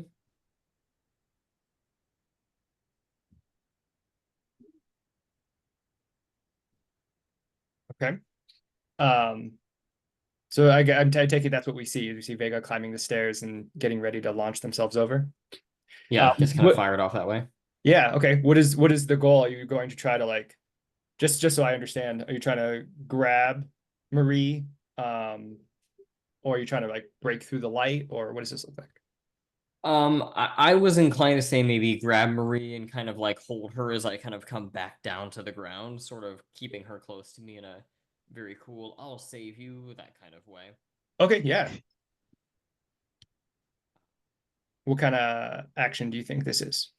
Well, this one you could argue is not defy.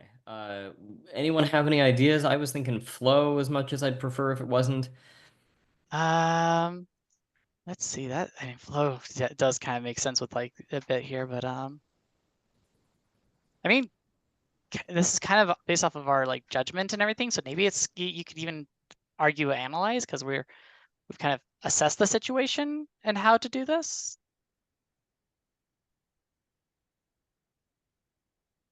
But otherwise, I'm like defy and flow just seem to be the most accurate. Yeah. I mean, I hate to say it, but I think it's flow because I mean the example is literally leaping across a gap to reach safety.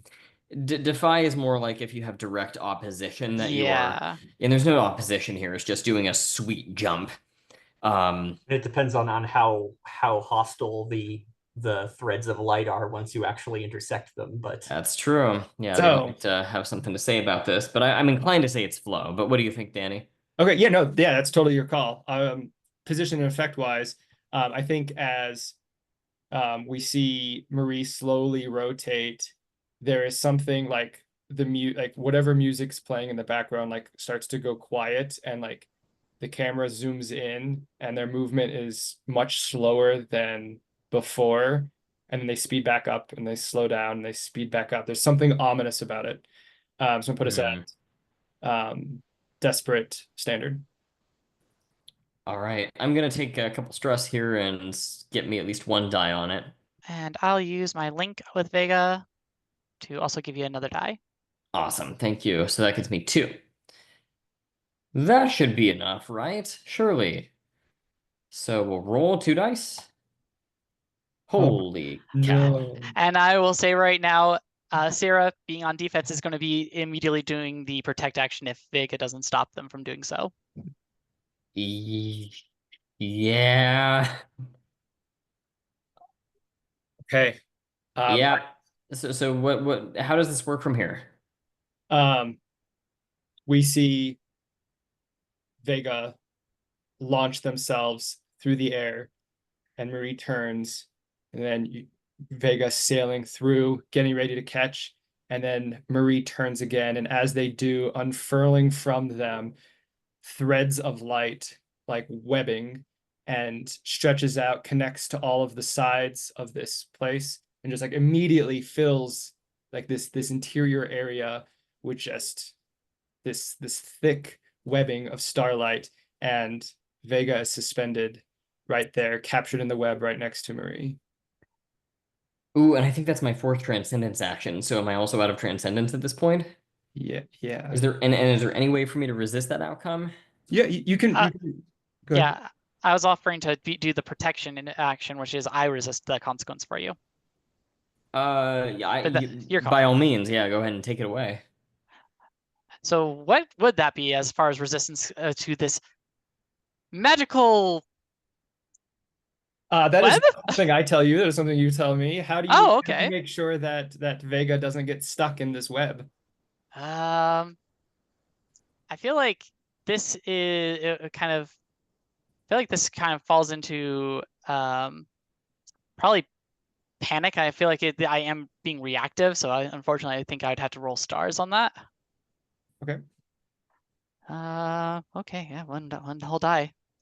Wait, just one die, or do I get 2? it's 2 dice because our series ability. Yeah, I was like, Unshakable. thank you. I was about to forget that again. Woo! Nice.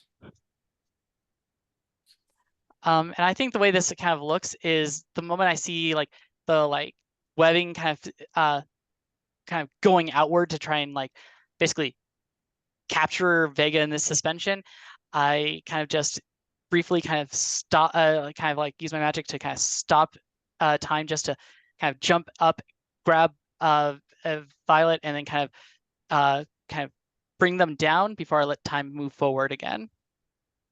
Very And cool. just, yeah, and I'll put Vega nice and on their feet. Sweet. So back up top, you have some questions? Yeah, I think given the way I've been describing hypervigilance, the first question has to be, what's the danger no one else sees? The prism is stabilizing these mirrors that lead into the like the castle grounds of the Abyss, where we briefly saw them in the finale of season 2, where they have, their strongholds, their strength, their weird monstrous forces. Okay, so it's sort of like it's like an anchor that is holding this place to the Abyss Castle, or that the Abyss Castle is drawing energy from, or Yeah. So the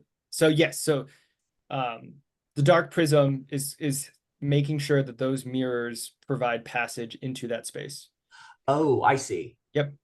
So like as a conduit for reinforcements or something. Yeah, I think you also feel it tethering, in addition to that, it's also tethering abyssal energies to this temple area, the buried ruins.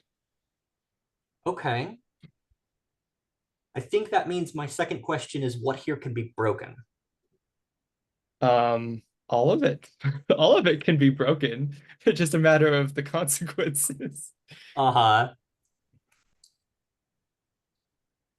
Okay. A follow-up question, I suppose, with the consequences is,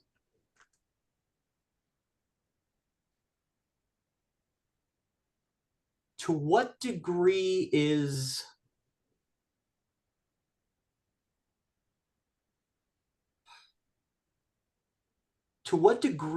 the abyssal presence here in the desert operating independently from this link?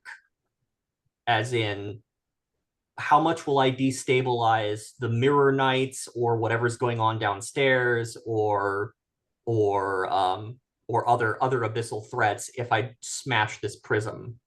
If you smash the prism, it'll break the mirrors so that getting to the Abyss's stronghold from here would not be possible. The knights would probably be scattered, if not completely broken down. It would destabilize the ruins and they would begin to collapse.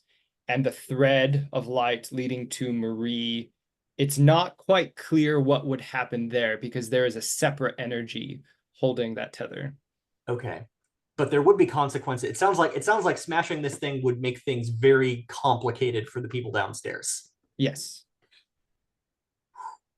Okay. Then I think I'm gonna let it ride for a moment, because we can break this. If we get an opportunity to break this, that's a statement, or we might be able to use this as a launching point for a future assault if we come back to the desert and then use the mirrors. So I think this gives us some options. Where is Sarah? What are they doing? Or where is Polaris, and what are they doing? What's their current mental state or position? So their current mental state is just the thing of like this awkward and troubled feelings of not knowing how to make plans, and is this thing of like, it is very evident that they are trying to avoid doing things rashly like they usually do, and they are in a state of this troubled, how do I do things other than just rush on in. Okay. I think that's another point in favor of not trying to smash this crystal. So I think what I'm going to end up doing is trying to route the knights. What I want to do is see if I can... that sounds pretty... I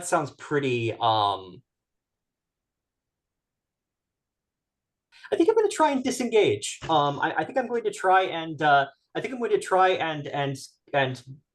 kick up so much sand in this area that it buries / occludes the knights, and that when the sand clears and they can pay attention to what's going on, they're scattered and I'm not there. Do we count that as defeated because you have this one's mine? Sure. If this is an acceptable way to skin that, this would be a conceal roll. Yeah, you bury them long enough that they are defeated for the time being. So this is currently a 1-die conceal. I will push myself. And I will assist. Okay. Desperate standard. All right. And I think we've sort of described how Sarah Marie is how Polaris is assisting is Oh is yeah, I just feel like the it's just prevalent. yeah, let's not do anything. Let's not do anything irreversible until we understand what's going on. So this is a 3d6 conceal.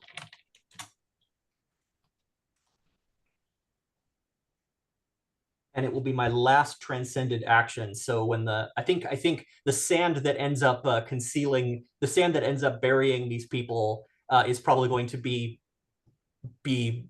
comprised of all of the bulk of my transcended form. Mhm. That is a 6. Nice.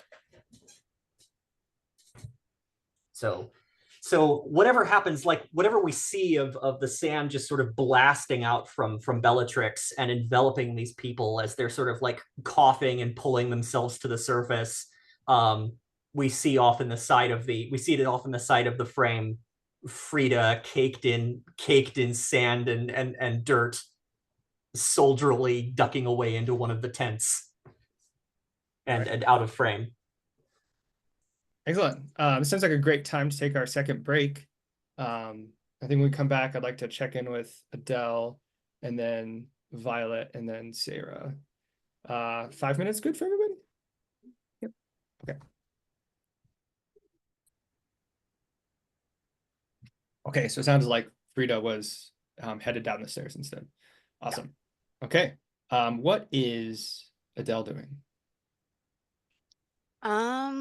Let's see. I think seeing the situation as it is now and everything, Adele's already heading back up the stairs. And how are the uh it's like counterculture prisoners is like doing in terms of like getting each other free and everything? So you've all managed to free them, and so they're freed. They are almost all out, and so Frida's having to push through the crowd as they escape out onto the desert. Now, because this light webbing spread out from Marie, the few remaining are having to carefully weave their way through that, but they seem to this far up in the buried temple being able to escape without much issue. Okay. I think essentially Adele meets it's like catches up with the is like other two and everything. It's like sort of like watching, making sure that the rest of the it's like that the counterculture members, especially the older ones, like and weaker ones and everything, are it's like managing to it's like make their way out and everything. It's like and then like sort of passes by them and everything too. It's like passes by the two and everything. It's like to sort of like I guess in a way it's like just to make certain. It's like amidst like all the complications and everything. It's like, and as Adele passes by, Sarah sort of like puts a reassuring hand, it's like on her shoulder and everything, just like, listen. It's like I know it's like you it's like I know you're hesitant because it's like you're trying to it's like I know you're hesitating because it's like you feel like it's like you might it's like put more of a burden on the rest of us and everything, acting as you normally do, but it's like I think it's like I like to say, don't doubt yourself so much. It's like, have a little bit more confidence in yourself and trust in your instincts. When it really comes, it's like down to it. It's like you are the one that it's like a lot of us actually look towards for. It's like guidance. It's like sort of like, uh, it's like, and then it's like sort of like I think, it's like, it's like pats it's like her on the head, and then sort of like, uh, it's like continues past making sure that it's like that no the cult it's like none of the counterculture members are it's like getting left behind in any it's like amount. And I think we can cut over to Violet and Sarah. Yeah, what is Violet up to? Oh, sorry, I was muted. Okay, so for my part, can you refresh my memory, Danny, on just sort of what the kind of what the sights and sounds are around me at this point. Yeah, so the buried temple is kind of like what if the Leaning Tower of Pisa, but just kind of inverted. And so there's this Yeah. big columnal space in the center that's just open, with a winding walkway that goes down. In the center, well, kind of closer to the bottom, floating, above the ground is this slowly rotating Marie, and spread out from there are thin strands of light that are acting like a web.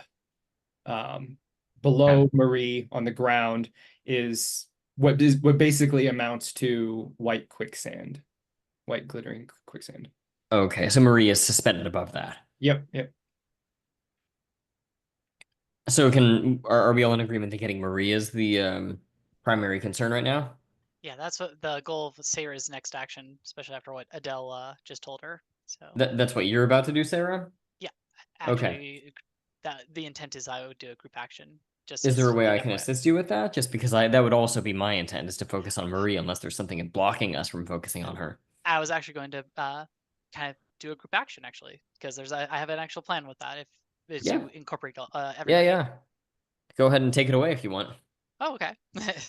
So I think after the reassurance from Adele, kind of Sarah just kind of takes a deep breath and kind of smiles and everything and all, and kind of is and has a new sense of resolve, and she kind of in her own way she kind of just turns to both Violet and Vega and everything. It's like, if you could help me, like if I can just resonate with you all and all, I think I can kind of concentrate my power, and maybe I can punch through and nab Marie. But I definitely would kind of need, I guess, in a way, my magic kind of resonates with with me kind of connecting with my friends. I've always learned. And so she's kind of asking to kind of in a way kind of lend your hands in a way, and your kind of hope towards her. Does that sound good to you guys too? Yeah, that's good for me. And this is kind of actually, because I'm kind of drawing my power from empathizing and my connection. This is actually an empathize group action I was aiming for. Cool. And I will use my last link with Vega to give Vega 2 dice for their roll. I get 2? Yeah, well, you Okay. get the additional one because you already have 1 in empathize. Right, so 2 total. Yes. Are you sure you don't want to simply assist in that? I was going to use my assist to assist Adele. Oh, okay. Basically, give everybody 2 dice. I'm still making my way down to this chamber through the pile of counterculture refugees, but I think I'm going to watch. I think I'm going to watch approvingly from the top of the stairs. I will spend 2 stress to give you 2 dice, Polaris. Okay. Woo. All right. So since I'm leading the group action, I guess I'll roll first. So before we roll, I'll set Yes, the position in effect. As all of these emotions are kind of emanating and bouncing back and forth, it's almost like you can see them, like a wave of air under the water. And when they hit the webbing shakes and gives like a little chime, like a little bell, and you can hear whispers, distant whispers, as that happens, of very familiar voices that sound like all of your voices. So yeah, so Okay. desperate. Standard is that the idea here is to free Marie from suspended from the light. Is that the goal? Yes, basically that is the goal. Okay. And I had pushed myself and everything too, so.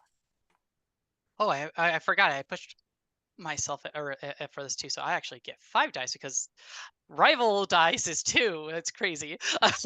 Everybody gets to mark XP for their rolls because it's desperate. Okay, I got at least a 5, so that's the worst so far.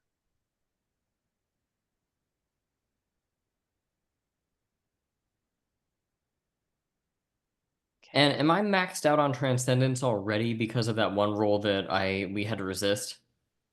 Resist rolls don't count. You roll, so let me see. You rolled twice because the one was controlled, and so you rolled again at risky instead. I think that counts as 2 separate rolls. Yeah, I think it was discussed that when you were doing the lunge, that the end Yeah. of the action was going to make you detranscend. Right, so I'm maxed out then. Yeah. Okay, so I'm out then. Okay, and should I go ahead and roll my 2? Go for it. Cool. 2 6s, 2 6s. Just 1. 1 6. All right. Was that everybody's roll? Yeah, I didn't roll 0 dice on a desperate group action. Okay, sounds good. Hey, with a 6, it works. What does this look like as you free Marie, just freeing Marie from being suspended in this web of light?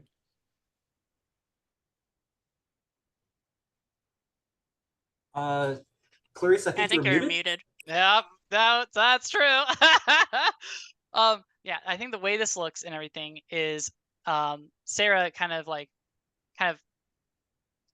holding out their hands to basically to Violet and Adele, basically just kind of like and I'm assuming they would like kind of join me for a second on this, right?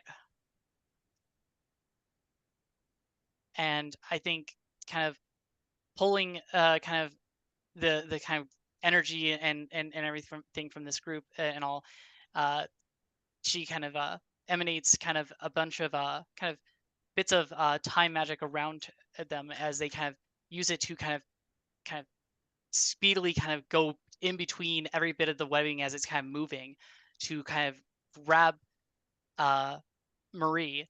And upon like jumping away from there and getting it and all and having kind of landed, she's to ensure that Marie in particular is at least further away from this current action, considering there seem to be always the subject of being grabbed by the abyss for some powerful energy stuff.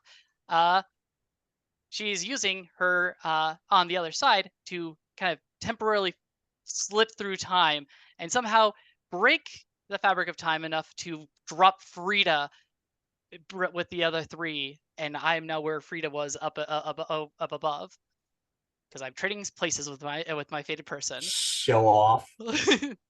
And I do have one additional thing that happened in the middle of that action, which I'll use my last transcendence, if it's okay.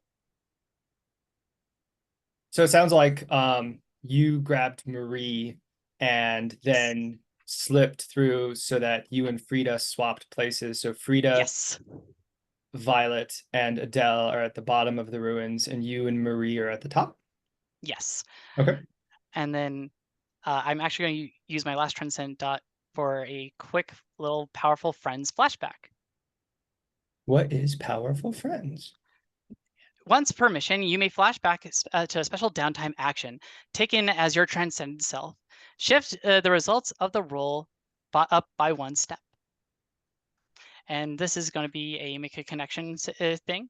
And in kind of earlier and all, well, in this moment and everything, we see kind of Sarah having earlier kind of figured out a little bit of like how to kind of transcend what causes their transcendence while they're in the like kind of messing around with things in the skybox. They kind of come across Adele. If that's okay with for me? Sure. And I think what this is going to actually look like, because like I think Sarah was actually kind of waiting for Adele, because I think this is like just before the mission and all, where she's kind of doing this and stopping what she's doing. She kind of goes over to Adele and everything, and it's like basically the thing of like, I do.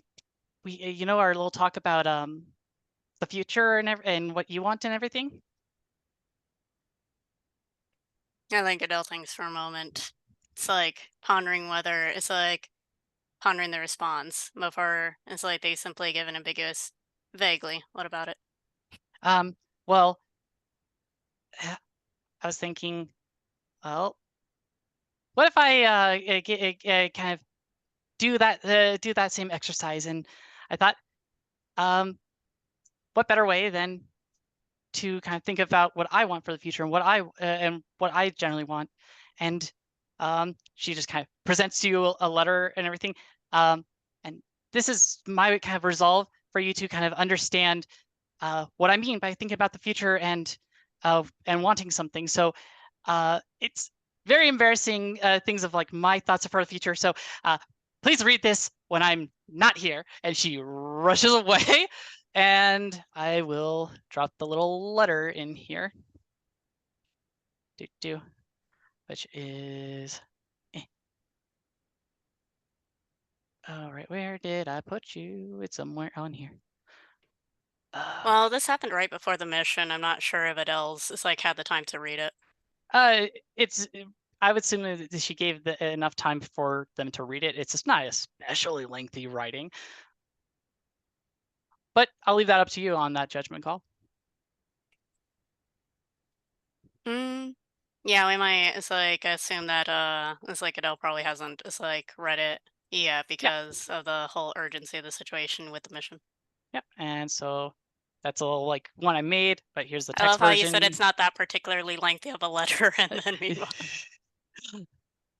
And yeah, just them compiling their thoughts of thinking of towards the future and everything as and since this is me trying to do basically an empathize because I'm trying to show, hey, I understand where you're coming from and what you're thinking, and like, well, I understand where you're coming from of like struggling to figure out about the future, and so here's my attempt to show you what I mean, my feet and connect. All right. Let's see.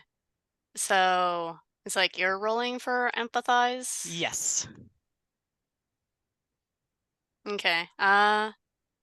See, yeah, I suppose it's like, well, I guess Adele is like sort of enjoyed it's like was at least amused by the thought of like I think it's like it mostly just looks like Adele sort of like it's like it's like sort of like holding the letter. It's like somewhat confused as like Sarah probably like parts away and everything, and just sort of think it's like, I don't fathom what on earth. It's like she could have. It's like she could have needed to. It's like tell me that she can simply tell me in person at that moment.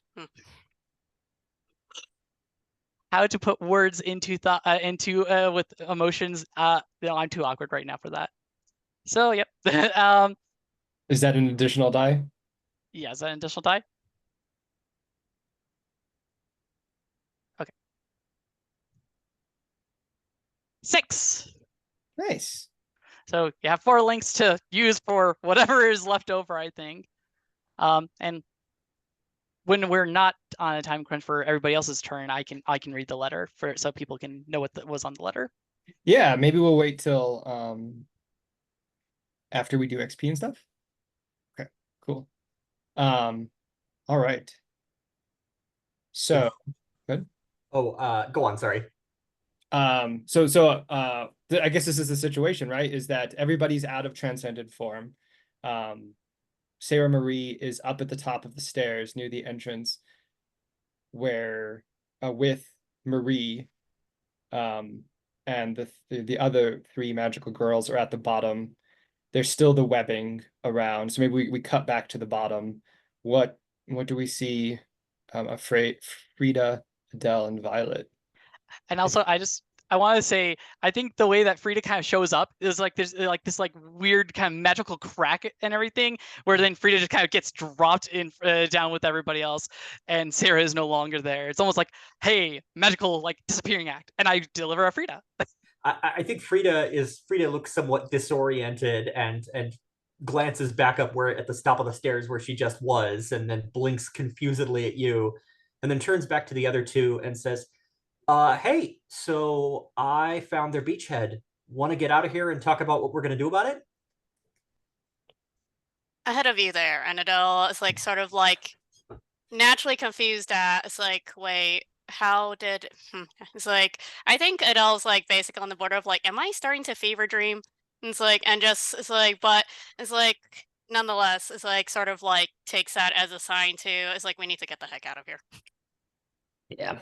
Frida is covered in sand. There's sand there's sand like pouring out of her sleeves and caught in various folds of her clothes and caked in her hair. And she looks really tired, but also very very self-satisfied.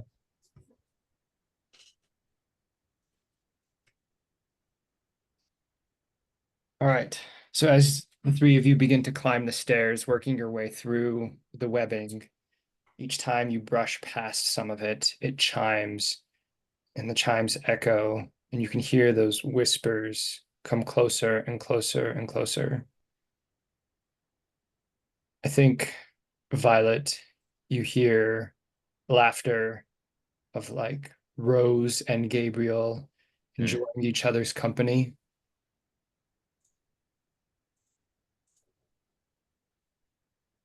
Okay. And is it coming from anywhere? Or is it just kind of from every angle or every I direction? think every time you see like one of the webs like vibrate slightly, it seems to be coming from whatever direction that is. Oh dear. Okay. This actually, now that I'm no longer transcended, feels maybe a little bit above what I feel like I'm able to handle independently. Is there anyone else who I can, ask like, do you hear this? What's going on? That kind of thing. Yeah, you can ask the others that are traveling with you for sure. Yeah. Do the others hear it? I think Frida will meet your eyes and give a sort of a wary nod. Frida, I think you hear your father giving a speech, a distant speech, and there being cheers, but not the cheers of people, but of monsters. Mm. You hear him introduce someone. You hear your voice and Ian's voice join with his. I think Frida says slowly, Polaris has been rather busy in our absence.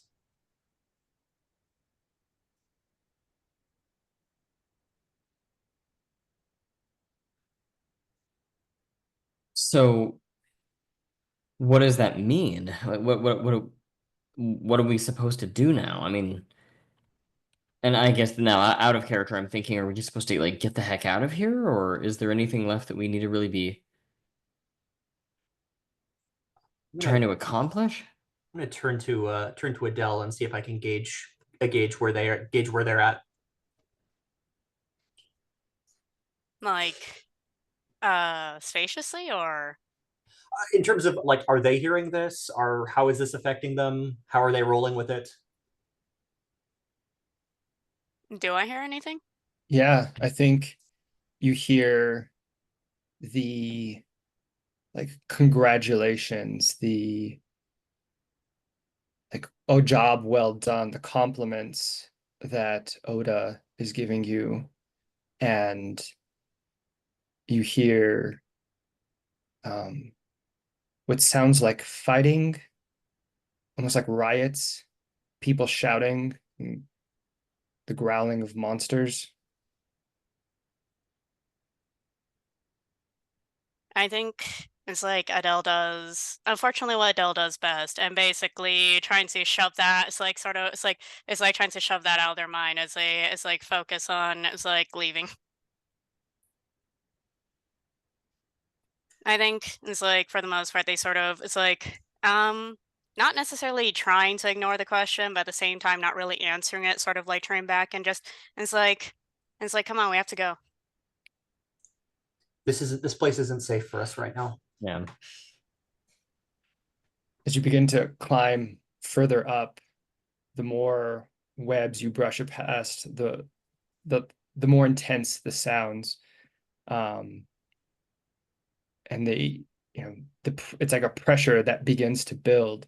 So I think I'd like an action roll here, and then also a description from each of you as these different versions of reality come close, and we get to see what, the abyssal forms of each of you look like.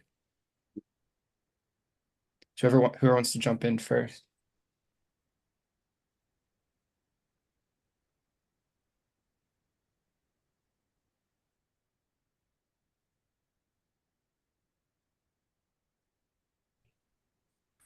Is this a group action roll or individual action rolls? I think it's up to you. I think considering we're snared in this web, I think if it's probably desperate standard, like you'll get out, but if there's consequences, then it's probably looking at some kind of harm. I think this is just, I'm not a part of this, but like I think a group action, because like you guys are all like escaping together. This is like now like you've been reunited properly, and it seems like you guys are struggling together to get out of this. Does that sound right? Definitely sounds like you're reaching out for mutual support to help each other through it.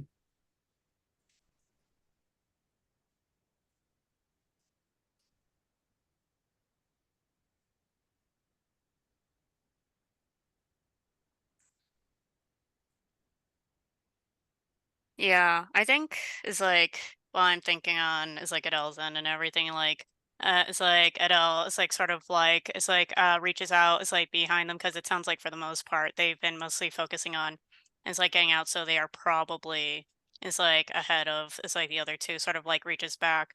It's like and it's like offers it's like hand towards them, it's like both and everything as though basically to like help pull them. Catch them up and everything. I guess in the sense I'd be it's like leading the group action. Okay.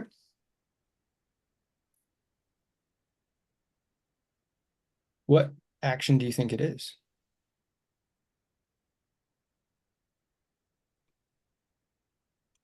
I feel like this could be either defy or flow, of which it's like I guess in this sense it would probably be more it's like defying depending on how everyone's is like trying to resist these voices, so to speak, and everything, which I think seems is like pretty appropriate.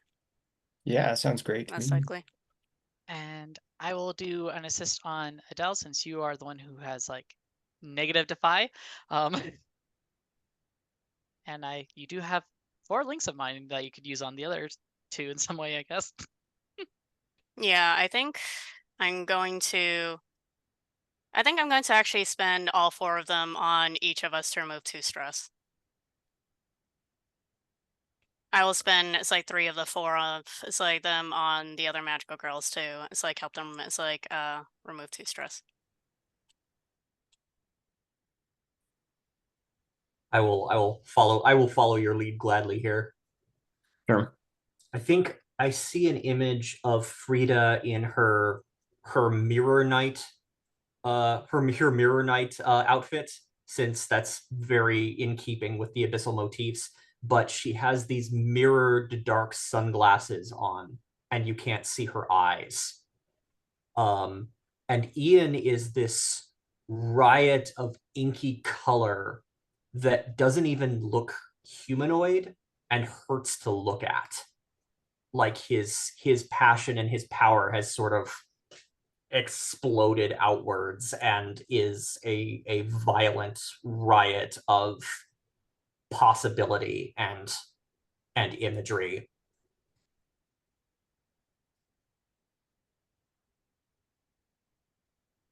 That's great. It looks like whatever form he is in, he is probably in pain.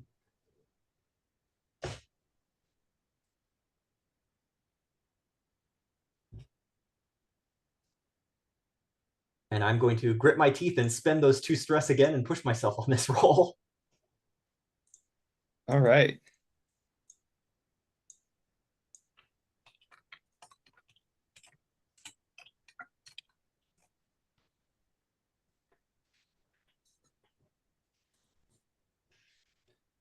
Who wants to roll? Well, that was one bad ending. Who's next?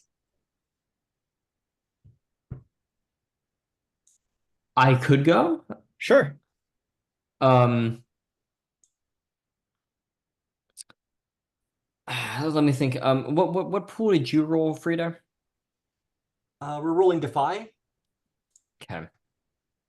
I think this Oh. is a group Defy, if I'm not It's mistaken. group. Okay, that's Yeah. what I thought. Okay. Well, my Defy is good at least. I get 1 die. We're late enough in the game. I have 3 stress left. Should I spend 2 of them? I think it would be worth that. I was gonna say I'm leaning in that direction, so we'll get it up to 2 dice and we'll throw them Oh here. yeah, I did also spend Hmm? a link on you to remove 2 stress for you earlier. Oh, did you? Oh, my mistake. Okay. Cool. Okay, so in that case, definitely spend the stress. All right, 2 dice. 5.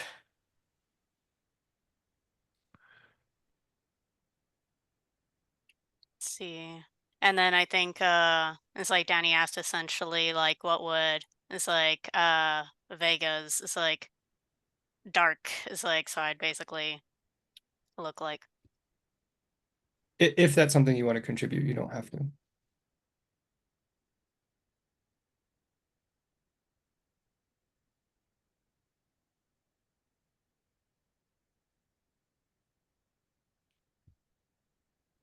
Adele, do you have an idea?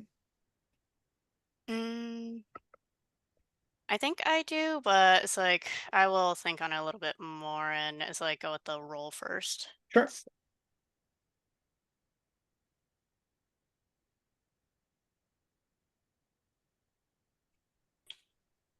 Whoops. Ominous. I'll go ahead and make my roll. Okay. Oh, good. We get at least one of those. There we go.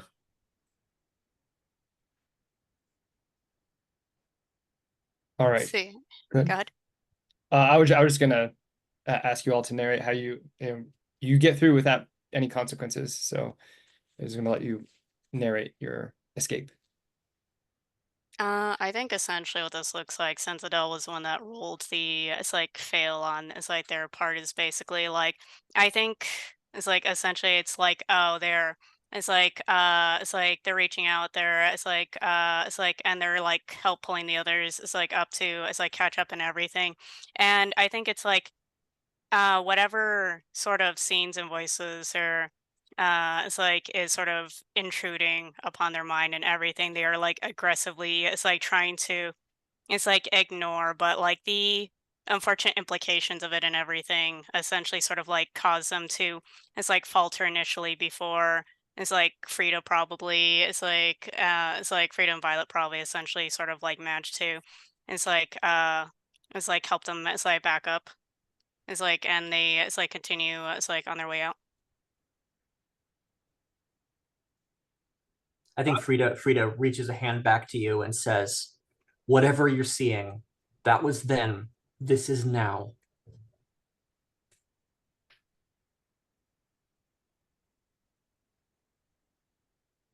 Keep walking. I don't think you need to tell me twice on that. Well, I don't quite it's like and I think it's like were this any other situation it's like unfortunately this is too urgent to kind of point out except for the part that you mentioned it's like that was then I don't recall it's like any of this happening.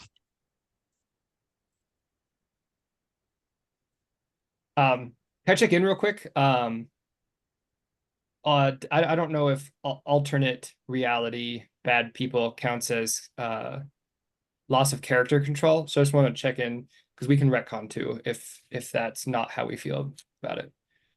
I'm okay on my end, but other people feel free to chime in. Okay. All right. Cool. Thanks for that. Appreciate it. It helps. It's not real. Yeah. It's alternate universe fictional loss of control. Right. Okay. All right. Yeah. So you all managed to make it back up where Sarah and Marie are. I think Sarah is just like just happily waving as they see you all and everything. before kind of just rushing up to you all. And it's like, oh, thank God you guys got out just fine. And I think we should get out of here. I think we've overstayed our welcome. How what does is it Marie you're- look, actually? Sorry, was that? Sorry, I was just asking, how does Marie look? Well, that's what I was going to ask. What is it exactly you're doing with Marie? I think the way it is she's holding Marie and like then like puts her down gently, if just to like greet the others if she's not in the best of state right now. Sure. Yeah, you're definitely carrying her. She's moving around slightly, but allowing herself to be carried.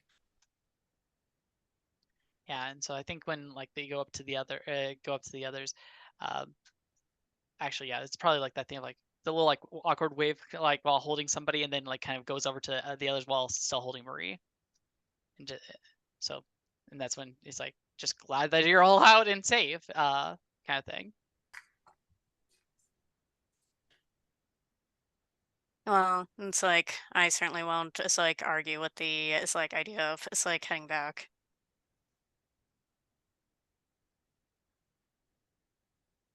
I think we should take a lesson from our previous engagement and leave before we're carried out. See, it's like, are we able to, it's like, make it back to the skybox, it's like, all right from this?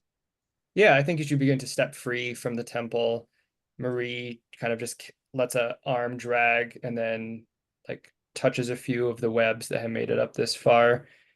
And then there is the sound of, the temple beginning to like crumble and start to fall and collapse behind you. But then, yeah, stepping out into the desert sands, you can feel, the distant pool space where the skybox is. You feel like you can, just a matter of connecting your resonance to it, and then you're there. Yeah, and I think the moment Sarah goes in, I think that they're just gonna go straight to a couch to just gently lay Marie down because they don't know what kind of sickness you could get from abyssal magic stuff. So you need a rest. Lay down. I think they're like very tentatively kind of like just kind of almost like mothering, like do you hurt anywhere kind of thing. They're like trying to get any kind of response from Marie about it. Marie still has that blank, solid, shiny black mask, featureless mask over her face. I think she is going to try to take that off if it's possible. She does not know if that's glued on there. As you begin to gently peel it away, there is like a flash of light and then just a solid glow coming out from around the edges. As you, begin to create space between the mask and her face. Continuing to pull, the light begins to dim, and you can see on the interior, it's reflective, almost like like the interior of a clam. It's very pearlescent. And there are these thin threads of light, like the spider web that stretch from that like down into her skin. But the further you pull it away, the more of them that snap until it's free. That was kind of creepy. Did you all see that? She just holds out the mask. It's like, does someone else want to hold this? I don't think I should be touching this. Edo will go ahead and pick up the mask. Yeah. Okay. Is there anything else anybody would like to do, or should we go ahead and roll make a Fallout roll? I'm good on my end. Okay. We advance the adversary track and then roll for Fallout. So we start with 1 after each mission and +1 for the following. The adversary's agenda moved forward. I think so. someone fell into Eclipse or someone was killed by or defected to the adversary. I don't think we saw that this time. Adele is still in Eclipse. Does that count? I didn't fall into Eclipse. Okay, I just want to make sure.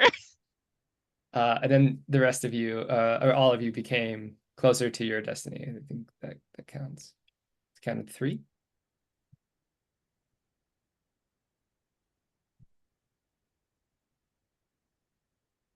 All right. Then we roll d6 equal to the current investigation tier and consult the fallout based on the adversary tier. So we have a full investigation tier 1. So if somebody would like to roll 1 die. I vote Violet. I can do it. Cool. 1 die. Yeah. All right. 6. Sweet. Nice. See, I just made the right decision there. That's it. That was a good call. The fallout we got is an obligation causes trouble for the group.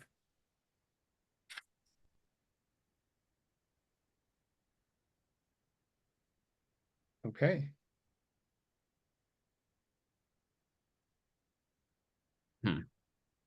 So if you all, except for those of you in Eclipse, would like to clear your stress and your transcendence, and then we'll be ready to go for, I think, next time when we start the obligation phase. Sweet.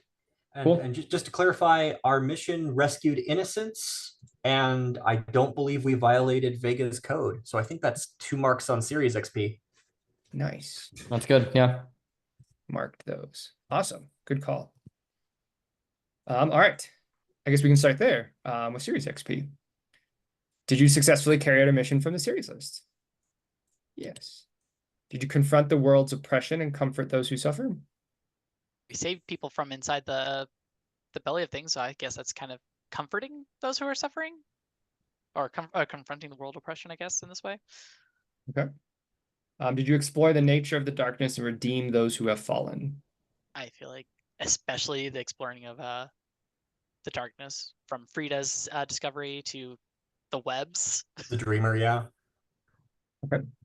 And did you express the essential nature, origin, or destiny of the group? Destiny see webs. Yeah, that's true. Yeah. Okay. Is there an ability that stands out to anybody from the series list?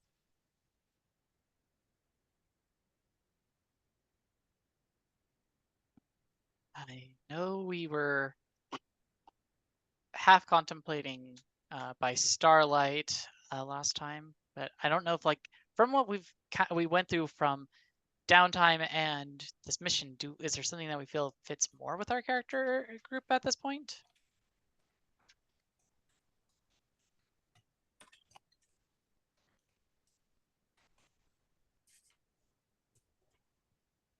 We've previously had Pure Hearts and Power of the Moon as things we've had on our series, marked for series.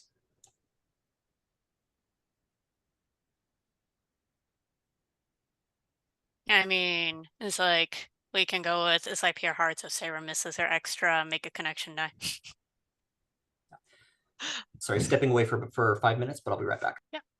And the big thing here is like that additional moon means that everybody would also have really good resistance for moon-based situations. And I guess technically moon would also be very helpful for a lot of people doing their obligation, considering both Adele and Frida roll moon for their obligation in their current state.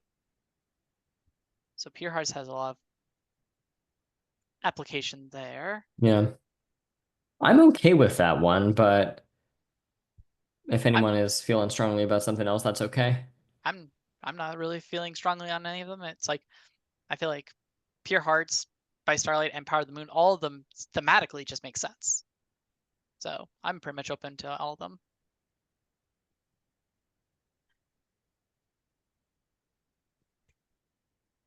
I mean, there's also hope is strength if we want. It's like if we're missing our transcendence dots. I mean, if there's any place where we're missing on dice for rolls, I guess technically missions and everything. And also, I feel like with everybody coming together and a lot of our group kind of, I think, kind of figuring things out a little bit more as we kind of got like kind of are doing our mission a lot more successfully. I could see Hope's strength actually fitting pretty nicely, actually.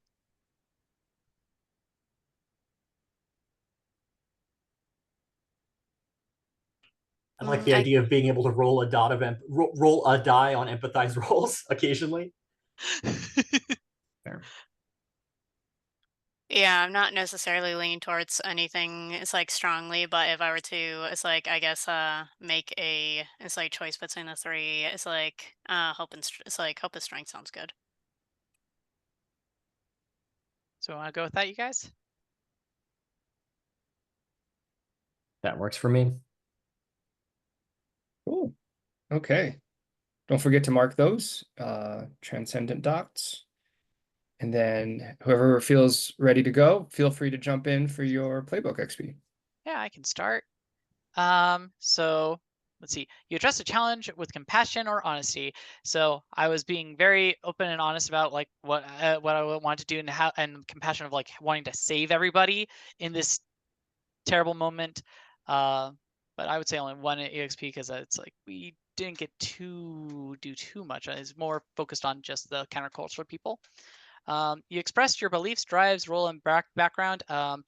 Definitely was kind of showing my background throughout here a bit, and then I changed beliefs a little bit here. You struggled with issues from your promises or obligation. No, I actually got to protect Violet, so I didn't actually have trouble with that one this time. Yeah, so I don't get anything from that one. You embodied your eclipse or display the contents of your heart. Definitely showed the contents of my heart, especially with my little letter. Oh, and also you can remove your level 1 harm, I think. Oh, nice. Yeah, I think it would be mathematically impossible for you not to have checked enough boxes on your healing track to clear that. I can go next on it's like XP. Address a challenge with understanding your coordination. There was quite a bit of coordination. I think a little bit less so on the understanding part. But I did get involved in quite a number of group actions.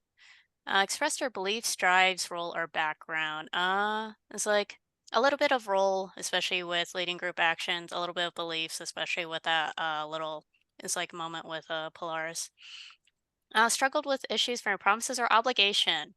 Not this time, I don't think, but I feel like that is going to bite me heavily in the ass. Is like with this next cycle, given Fallout and just the fact that the engagement role had the it's like mundane penalty. Embodied your eclipse or displayed the it's like contents of your heart. Did not display the contents of their heart, but did sort of but did mildly it's like embody their eclipse, considering how much they sort of hesitated with a lot of their actions and were overall a little it's like considerably more muted in it's like their actions and everything with this session. Never mind that they can't transcend, but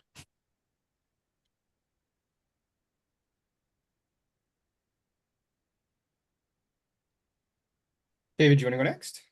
Yeah, you expressed a challenge with kindness or self-sacrifice. I'm trying to think of a challenge that I would have faced that involved self-sacrifice.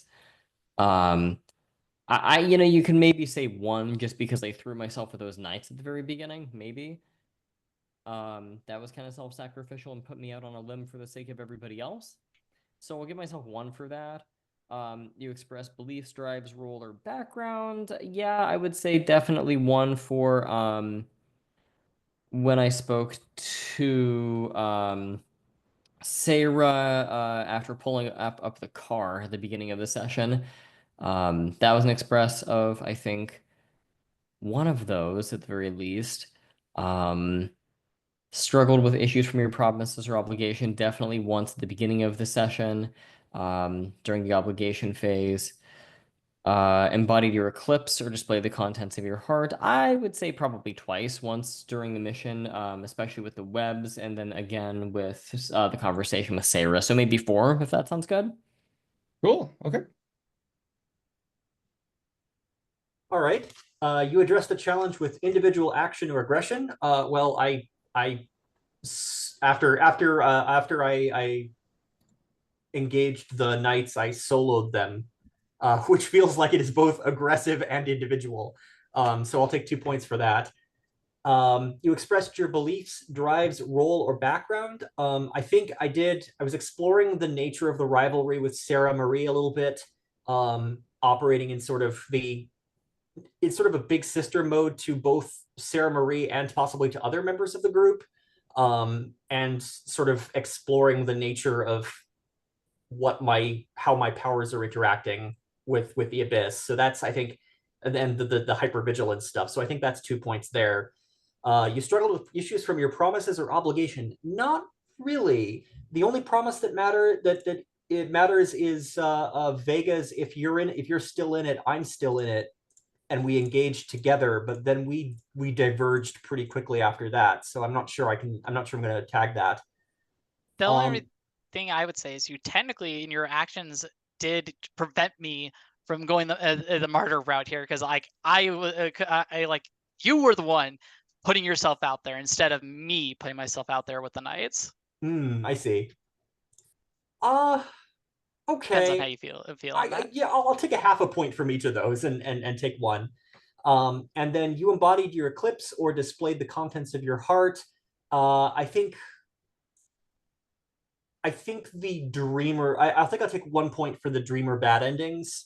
In that we don't necessarily see in this timeline on this session what Frida's eclipse looks like, but I think it is still very present in her head and exploring what this team looks like and when they're down is worthwhile. So I think that is 6 points total.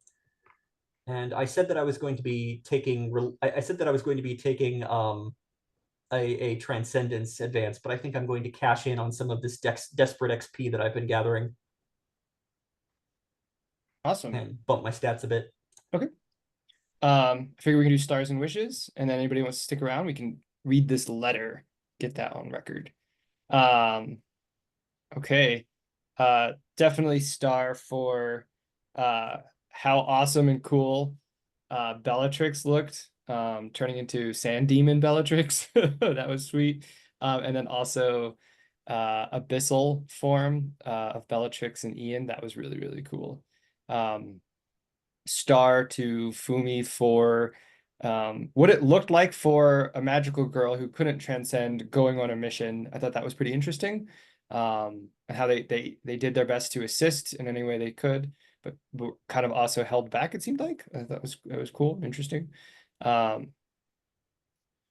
Star for Vega launching themselves into trouble head on and just unfortunately the dice abandoning you. But those were super cool sequences, I thought, right into the knights and then across the gap to try to save Marie. And then star for Polaris for doing some cool mechanical shenanigans and doing switcheroos and last minute links and stuff like that. That was pretty neat. I thought that was enjoyable. And that's what I got. Anybody would like to go next? I can go next. So stars for 1, just the fun interaction of Sarah being like, Adele has usually has all the plans. Adele knows how to take action, and then Adele just, what is action? I like just not being the typical Adele self, and like seeing what this kind of eclipse Adele in this mission was just a lot of fun, and especially with like the thing of like Sarah, especially used to Adele being more of the, hey, let's do this, or like has always an answer. So it was always fun with that. Also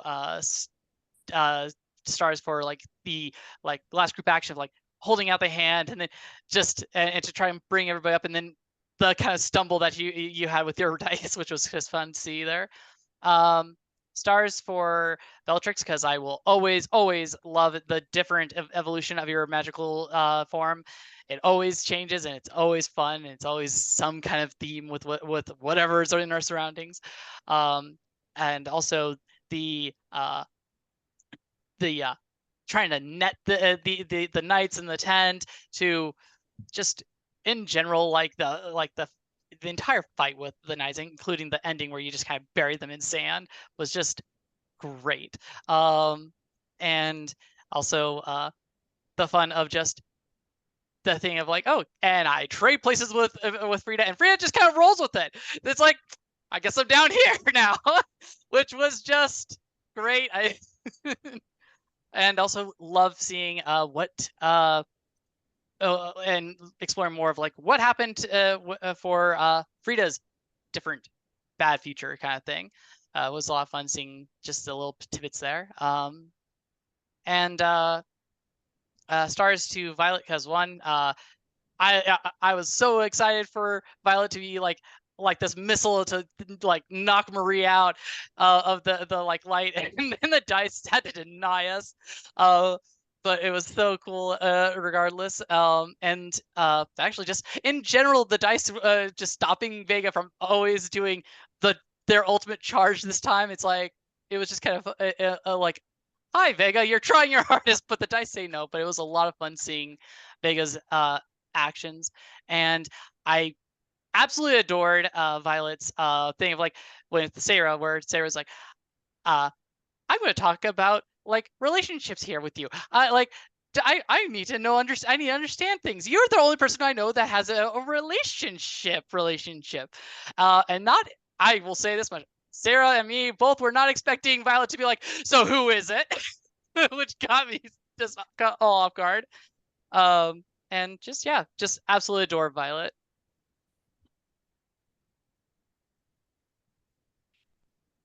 I can go next. Yeah, similarly stars too, seeing basically it's like that downtime between it's like Violet and Sarah of just like, I was hoping to ask you for relationship advice, and then just whoop, it's like relationship advice, you say.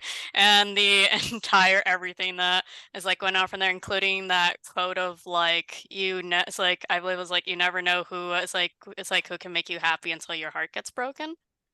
It's like, and also it's like seeing the sort of, it's like seeing the drama, the love triangle drama between it's like Rose and Gabriel and Violet, and currently being left ambiguous as to how it's like Gabriel is freed from their fishhook form, or more so who is like did it in that sense to everything. And also the conversation between Violet and the Baroness of like, it's true love's kiss. Wait, really? It's like, I mean, it's like, it amounts to that.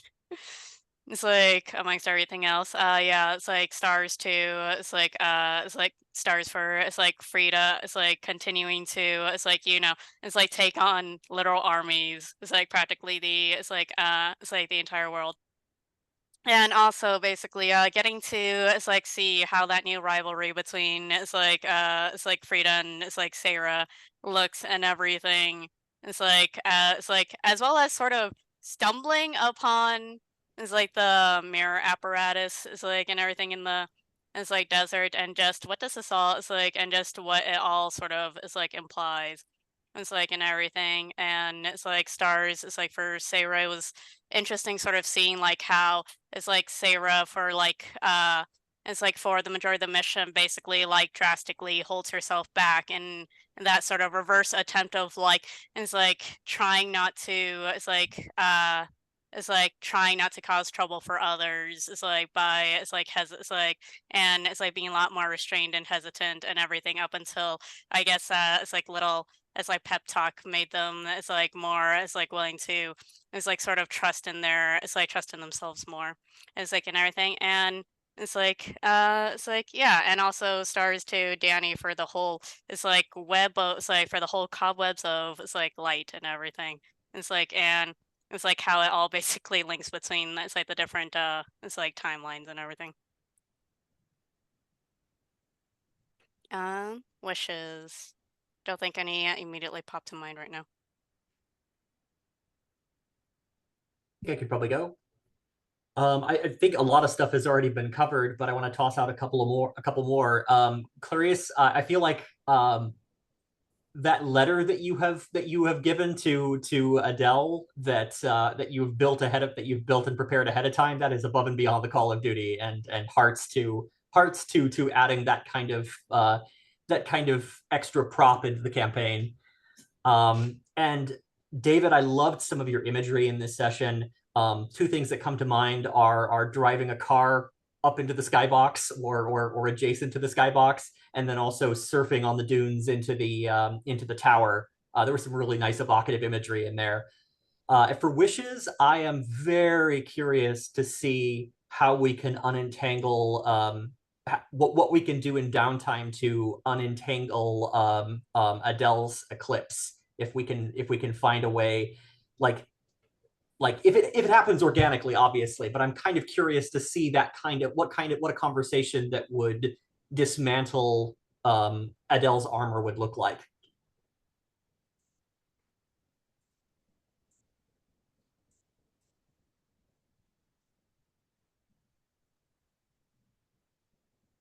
Do you have any stars or wishes, David? Or are you good?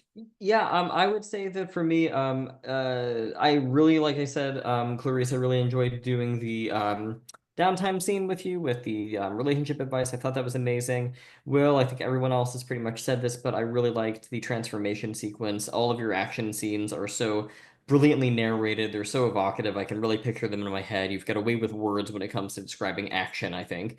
Fumi, again, thank you for posting the notes from last time. They were very helpful once again. And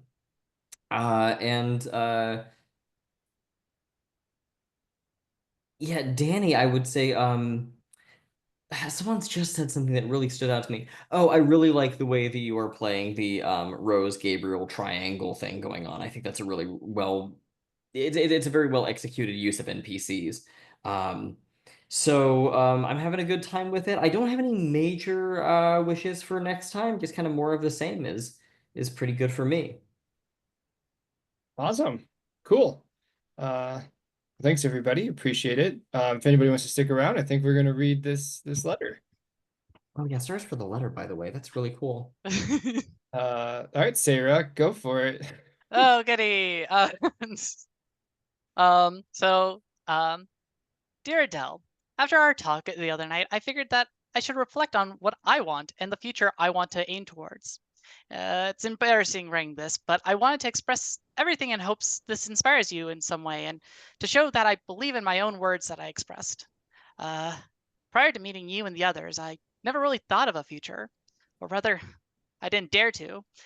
The groups rescuing me before I even knew Magical Girls or the Abyss broke me out of the hopelessness.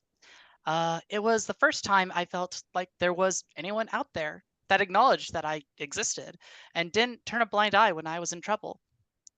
To say everyone inspired me would be an understatement. I desperately wanted to show my gratitude that I sought to insert myself into the team's missions to repay it for it all. Though I admit I had some misguided disregard for my own self and all. A future and a dream were starting to feel rather real to me. It gave me courage during the year we all were apart. Just knowing that I could be reunited with everyone gave me strength. I didn't expect that the Abyss would continually destroy this and that I would be repeating the same painful year over and over again. I had started losing sight of my future and what I wanted. Today, you and Frida have reminded me to not give up. It may not be grandiose, but I desire a future where I can keep all three of you safe and in my life. It hurts too much being apart from you all. I want to save the dreams and hopes of everyone and to change things for the better. And hey, maybe I can make a career out of the crafts I've learned to make for everyone's great gifts. No more reckless abandon in an attempt to be useful. I can't enjoy my time with everyone if I don't take care of myself. I'll stop my rambling. Whatever future you want for yourself, I will do my best to support your efforts and help you in the struggles. Stay strong. Sincerely, Sarah. Oh, that Aw. reminds me, actually.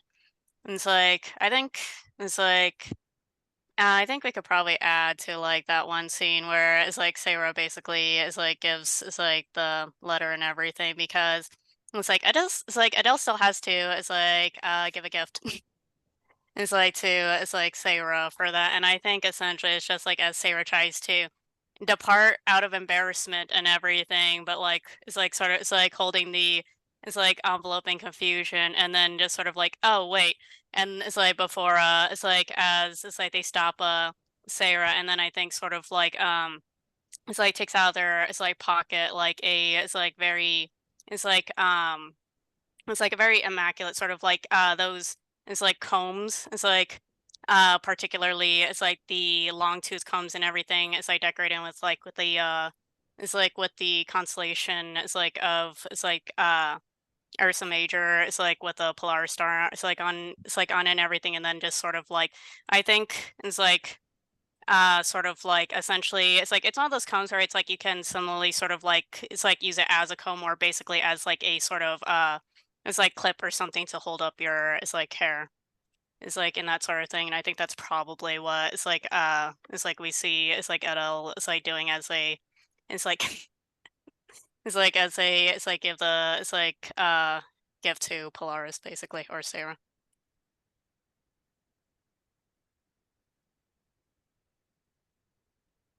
Very nice. I'll stop the recording here.